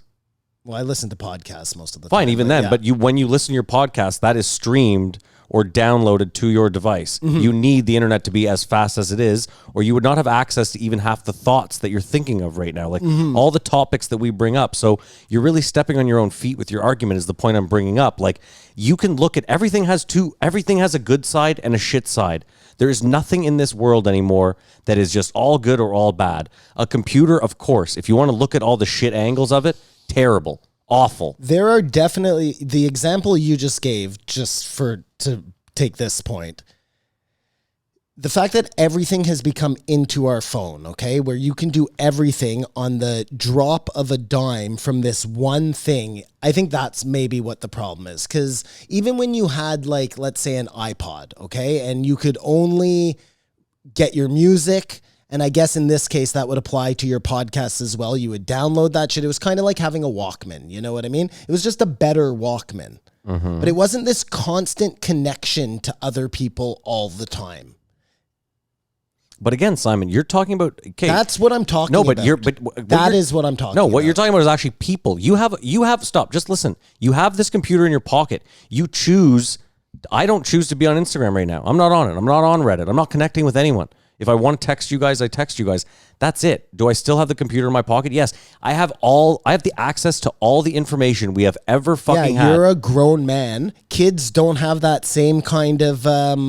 they're not smart enough to make the same decisions you make, Matt. Discipline. Because you can see the forest through the trees. Discipline. They're young. Simon. They can't. So the same decisions... Why are you shaking your head? Well, because you're generalizing that all kids are dumber. Listen, kids don't know as much as us, of course. 16-year-old kids are stupid. Okay. They are, man. Sure. Their brains are not developed yet. Yes, Simon, I understand. But guess what? These are impressionable. Oh my God, Simon, you grew up with technology that your parents did not have. You are a adjusted human being, are you not? It doesn't shake your head all you want. It doesn't necessarily mean that the technology we have right now is good. It doesn't mean that it's bad either. And you won't look at that side. You're just you're steadfast in I have my blinders on and it's bad. I am willing to look at the side. I just need you to consent to the fact that maybe some of these kids being in their basements all the time is not healthy. But guess what? You know what, Simon? Also, there's outdoors kids it's not healthy that they're outdoors all the time either. Alex Hamhold is not a well-adjusted human being. No, but we agree. We all need vitamin D. We all need these things to survive. I'm not saying don't go outside. Well, you guys are fucked. That's more what I'm getting at, is these kids who are not leaving their basements. Okay, but that's not what you said. You said computers are bad across the board. You didn't say anything about kids in their basements. That's your contention. That's because he just made that contention. No, just anti the advancement of technology. I just think maybe it's moving too fast, and it's made us all too... Maybe it's not moving fast enough. Maybe. It doesn't even matter. I'll go back to it. Like, you guys are the ones that time after time, week after week, tell me X Factor, and that's all you fucking spit at me. That's and then I bring it up. Save the world. is the X factor. Yes, and the X factor that you guys talk about involves technology advancing quickly, And you're submitting. Sorry, I just want to understand that exercising and be outdoors might be the reason why we're not. No. And if we all stayed inside and worked on computers, that we wouldn't need the X no. factor. in What that I'm saying is case. this, Kamar. I said that computers have, of course, a terrible side and they have a great side, and we need to look at both. And Simon wasn't doing that. And then what I said was the same way you can sit there and be like, kids should be outside all the time. Guess what? There are kids that grew up outside. They were outside all the time. Why are you shaking your head? No, what I'm saying is I think every kid. This guy's been taking these kids for years. I don't know if this is. I know he isn't. I think it's 14 days. It is. That's what he said. And I think everyone, maybe make it 7 days. Everyone should go do something hard when they're young for 7 days. That's all I'm I saying. need to change. Sorry, Not live their whole life outside and denounce technology. it's not Well, necessarily I can technology. agree with that, of course. It's social media and video games. I think those are the two things I'm maybe fighting against. But Sure. because it's sort of like a parent in your life. Because I can see it firsthand, Exactly. you know what I mean? So I understand we all have like, different how a perspectives looking at the 16-year-old situation. kid just cannot make the right decision when it's just so easy. I think that's But here's all I'm saying. okay. Here's Go the in tough. this guy's camp, kick your ass, teaches you some Maybe discipline and maybe it does, appreciation. maybe it doesn't, or Here's- maybe it scares you back into the basement. Who fucking Definitely knows? can't generalize. Fine. Here's the tough thing to accept is that some other 16-year-old plays video games and has a better balance with them than your son. And that's just tough to accept sometimes. The same way our parents, we look at them and they're like, man, I love my dad. He's great. But looking back, he did some shitty things and was a shitty person. And it's tough to accept, but guess what? That's fucking life. Possibly. I love smoking dope, so I fight hard for dope. You like playing video games, so you're fighting hard for video But guess games. what? I get but here's it, the man. difference. But you fight hard for dope. Would you let your son smoke dope right now? I mean, I know he does, so I'm not stopping him from doing it. But my point is, but you see what I'm saying is you push hard for dope. But again, you would if you caught your son smoking a joint, because I know you have, you went home and lost it. If my son was smoking dope every day, I would definitely like step in right now because he's too young to be doing that. And by the way, what kind of porn are you watching? But again, Simon, I can't. Simon, I'm trying to when loosen you it were up here, when you boys. were his age, you were smoking weed Every day. So again, this is what I keep going back to. I You are- might be better if I didn't do that, Matt. You but know? the whole "you might be better" thing, like You're saying we can't be a hypocrite. Right? What I'm saying, we shouldn't be hypocrites because shouldn't, but it doesn't we are. help. Well, yeah, but what I'm saying is, when you were a kid, did it help all the adults being hypocrites? Did that help you at No, all? but it kept my dad being like that kept me on the straight and narrow. You know what I mean? If he was just like, do whatever the fuck you want, do it like the fact that I did all that shit, man. I wasn't a great kid, but had he like just let me do all that stuff, I would have been way worse. Simon, there were bad kids whose parents were terrible, who were insane disciplinarians. It doesn't always equate. There's not. That's what I'm saying is there's I'm no sure fucking. there's some correlation. Okay, but again, we know the correlation doesn't equal causation. So again, we're doing this fucking juggling act here anyways. Well, no, but I'm just saying is like you can sit You're here. very angry. I don't know why you're so angry about You're it. equally angry. No, Well, because we I'm have not, this man. I'm discussion all the really time. not. Because I think you use computers way more than you I ever think admit. social media is terrible. Okay? Fine. I'm the one who's Period. not on social media. Period. so- I think in all its facets, Okay. the way that we've started using our phone and now companies can utilize that to like, to what end? The fact that we're even in this now position you're mad. means that we've come too far with this shit, man. Yeah, okay, great. I agree with you. Social media is bad. But now But you're the that's one who's like angry. cell phones and that's all that shit. But it's man. not your cell phone. Listen, you choose what goes on your iPhone. Kinda the same way you think you choose what you're buying, but really you're being manipulated into it. Well, By no, the ads that come up, by all that shit, man. Again, I don't have Instagram on my phone. I don't have Reddit. I don't have Facebook. I choose You not to have just them. said that you got 3 or 4 different ads for a thing to strengthen your jaw. Like, Dude, Google gives you ads when no, you're but searching the internet. this is what I mean. It's exactly my point. Oh my God. What is your point? That you're fed ads for strengthening your jaw and that's ruining society again? I don't get it. Again, they're trying to sell you things that they think you're gonna like. So? I just think the fact that they can even do that is weird, man. They used to have to at least try harder through the television, you know? How did they try harder through the television? Explain it to me. Well, they weren't able to do it instantaneously. You weren't constantly looking at your television. But you remember the movies? I don't understand your that have argument the here, though. ads? You're mad that they're selling ads to you. You don't like social media. What is your? I don't like social media. I'm mad that they're selling ads to us. I'm mad that they're using our data to do whatever the fuck they're doing with it. Yeah, I'm mad about it. I don't know. It makes me angry. But what does that have to do with video games? That was the main point. It has not. The two have no correlation. No, it's just how far we've gotten in kind of where we are. They've made video games so great that kids can't stop playing them. I'm gonna you go back can, and man. I'm listen to not what Joe talking said. about No, I you, get it, you but know? even then, but you if seem that's to what get I think. I offended think you take it because too you think personal. I'm talking Oh my about God. you when I'm talking about video games. I'm not. And I But feel I'm that. telling I you, think you're great. Your anecdote is just your son, and that's You what I'm didn't telling play you. video games nearly as much as kids do right now when you were a kid. Just because they weren't the same, man. Oh, but again, dude, you didn't know me back then, so you're making an assumption. And again, I'm played saying Well, lots of couldn't video you- games you too, but couldn't then play we video ju- games online with your friends. they just didn't exist. Like we'd have to get together. We'd have to play get together Mario and Kart play or each other, whatever. Bomberman, whatever. Did you Sure. have online video game when you were a kid? I don't think so. no, but why? I still That's don't what changed understand the. everything. Yeah, I think so. It's the instantaneous connection. I want to. But again, we're getting way into I want the to weeds here, revisit man. to see if Joe was defending video games or not. But what I remember hearing is Joe, I think, was saying had conceded that video games are the best, but not to ban them, whatever. I'm not That's saying you all I should said. ban them. Well, Joe's whole thing this whole time was freedom. I think we should be aware of His it. whole week was freedom. That was it. Let people make their own bad decisions, and we'll weed out the bad ones, and the rest will figure it out. I mean, listen, you can't judge an industry. This is the bad thing. No matter how shitty an industry is, someone's going to get rich off of it. So you can't even use video games like, well, there's some kids making millions off it. That's a terrible argument. I hate that argument. That was video why games. it's good for kids because you can now make a living. That's playing I hate video that argument is the shittiest That's fucking the- argument. That was the only argument I could. You make can make back, money selling 'cause I don't like video cocaine. games. That doesn't mean I want kids out there selling cocaine. That doesn't mean it's a good fucking job. That doesn't mean they should be doing it. I hate that argument. I hate that argument. And Joe making that argument sucks. So what's the good of video games then? Well, first of all, they've proven that cognitively playing them helps you. It's just like a mind game on your phone. So you could argue that it's a mind game that you're constantly sitting there playing, keeps you alert, keeps you active, keeps your mind active at least. Sure. So if you can keep a balance where you are going out, maybe getting some exercise and still, again, I never in my life think that a kid, especially kids, adults even should be spending 20 hours a day, 15 hours a day in front of a screen playing video games. Let's also keep in mind, I bought those fucking blue light blocker glasses because I know that it's bad spending time in front of a screen. I also watch a lot of Netflix. I mean, again, you have Netflix, you guys, I could sit here and argue that watching a series created by the same fucking companies that invest in these social media companies, it's all the same shit, Simon. Netflix wants, all they care about is how many hours you watch your TV.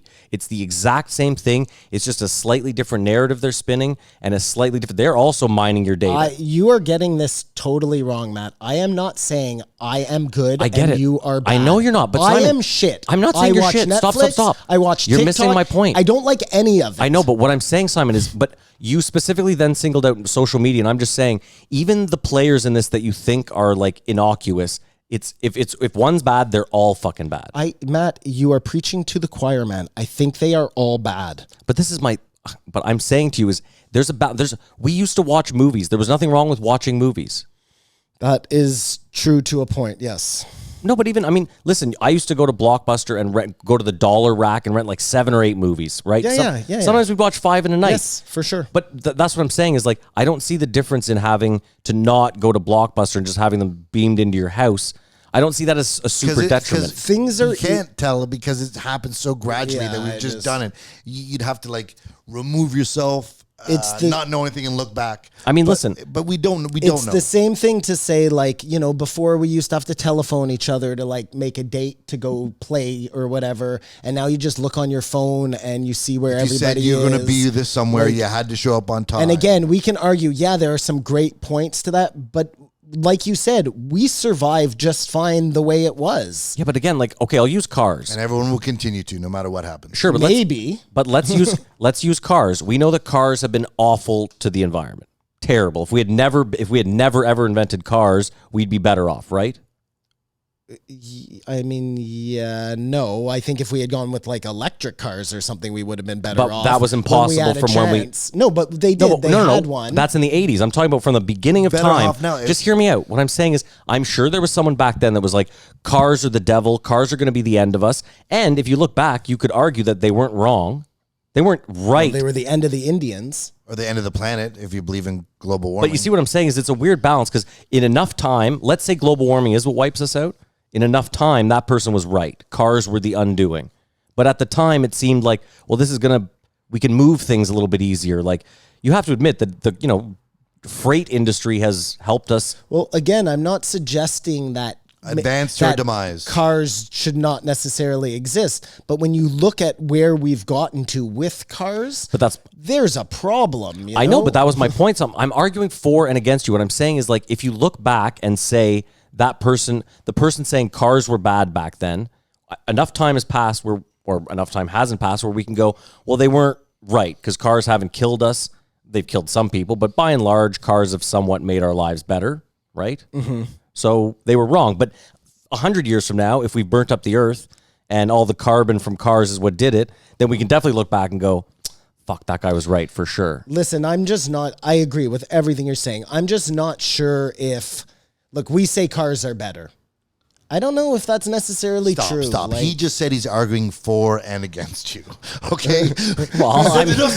Stop. Let's be done. I'm Stop. hot anyways. Fine. I I've don't heard care. of a Diablo I'm with Avocado, you. but Yeah, that's fine. a Diablo That's good. Thanos. No, that's a double avocado. Whatever. It's just. That's a double dip I'm arguing guacamole. for and against Fine. you. I don't care. That's some serious guacamole. We can walk Yeah. out the room. I don't care. Finish. You can rate for Simon. I don't know how Kamar, the tough that's the mutter funniest guy. thing you've ever said. Did you write down his 4 lessons from the mobster? I know what they are. I don't know. So, anyways, Being late, being on time is being late. that's the most important thing. Don't ever ask for money. Yeah, that's another I one. believe that too. So I think the guy, I don't remember the rest, but he had those words of advice. I personally think it's good for kids to go out for 1 week when they're 16 and fucking have their ass kicked and then go back to life and play video games I for the rest of agree. your life. I did it. That's all I think. I had my son do it. The deer story was unforgivable and let go of the fucking kettlebell, bro. Well, are you That's going all to rate I him have then? to say. Yeah, I give it a 3. 3.5 actually. And I was going to give it Really? lower Oh, before I came in and I realized I sort of like I give it a 2.5. He fought, like, this made me have to fight this side too hard, but he was just like way over the top with his shit, man. Like way over the top. And he thought Joe was going to be like with him on all his craziness. Yes. And Joe had to play Diablo Yeah. Avocado against this maniac. Like, he has to make friends with Goggins, and the two of them need to fucking off into the sunset together. Scarecrow, I like you the most, and they're fucking off to Oz, you know? Did you rate it? No, I'll give it a 2.5. It was right down the middle. Like I wanted. Listen, I'm with this guy. I'm all for getting people off the couch and getting people active. And I don't think you should beat people into submission to do it. And like my problem is, it's great that he made the guy lose 400 pounds. Hearing that he regained 150, it's one of those things where I sit there and I'm like, I just don't know that. There's certain people where you like literally you can lead a horse to water, but you fucking can't. There's just so much you can do. You know how many people I've had in my life in the last 7 years come up to me and go, hey man, I'd really like to sit down and have a coffee with you and talk about getting sober. Do you know how many people I've sat down with and had that conversation with? Fucking 0. And I've literally had 100 people come up to me and say, no one wants to. No one gives a fuck. What do you mean come up to you and say that? Because I'm sober. And they know that people that knew that I was a hardcore Gotcha. drinker, Gotcha. that's how much of a piece of shit I used to be. Like, We're you getting think, so off topic here. all right. You agree with him though that it's all right, but he's too intense. Oh, the guy's way too intense. Like, intense. take it fucking down a peg, buddy. My biggest problem is people militarizing everything. I don't think it does us favors. I also think What? End it. I don't care. Let's go. I Fuck. think you're prime time right now. Like your energy levels. I'm hot. I hate it in here. No, but for me it's like 11 a.m. I'm like you are just. Oh yeah, ready- 11 p.m. is my. This is We're both at yeah. bedtime, and he's You- just No, getting yeah. up. You You are guys are- prime time, ready to go. That's what I feel, and we still have some work to do. So I was also up at 7 a.m. like from the previous night, so I slept like I woke up at like 2 today. I'm fucking. I mean, I rearing love to it, go. but you are on one. Let's bring this energy to wrap it up with the Let's end post this show. shit. I'm hot. I as a dude, it's motherfucker. my balls are so sweaty. It's gross. Okay, so what do we have left to do? Nothing. We have to thank you for listening. I want to see if one of you guys can struggle through the plugs here. So yeah, that's the show, guys. You can email us if you have any questions or concerns at jrepodcast@gmail.com. Follow Simon at Instagram.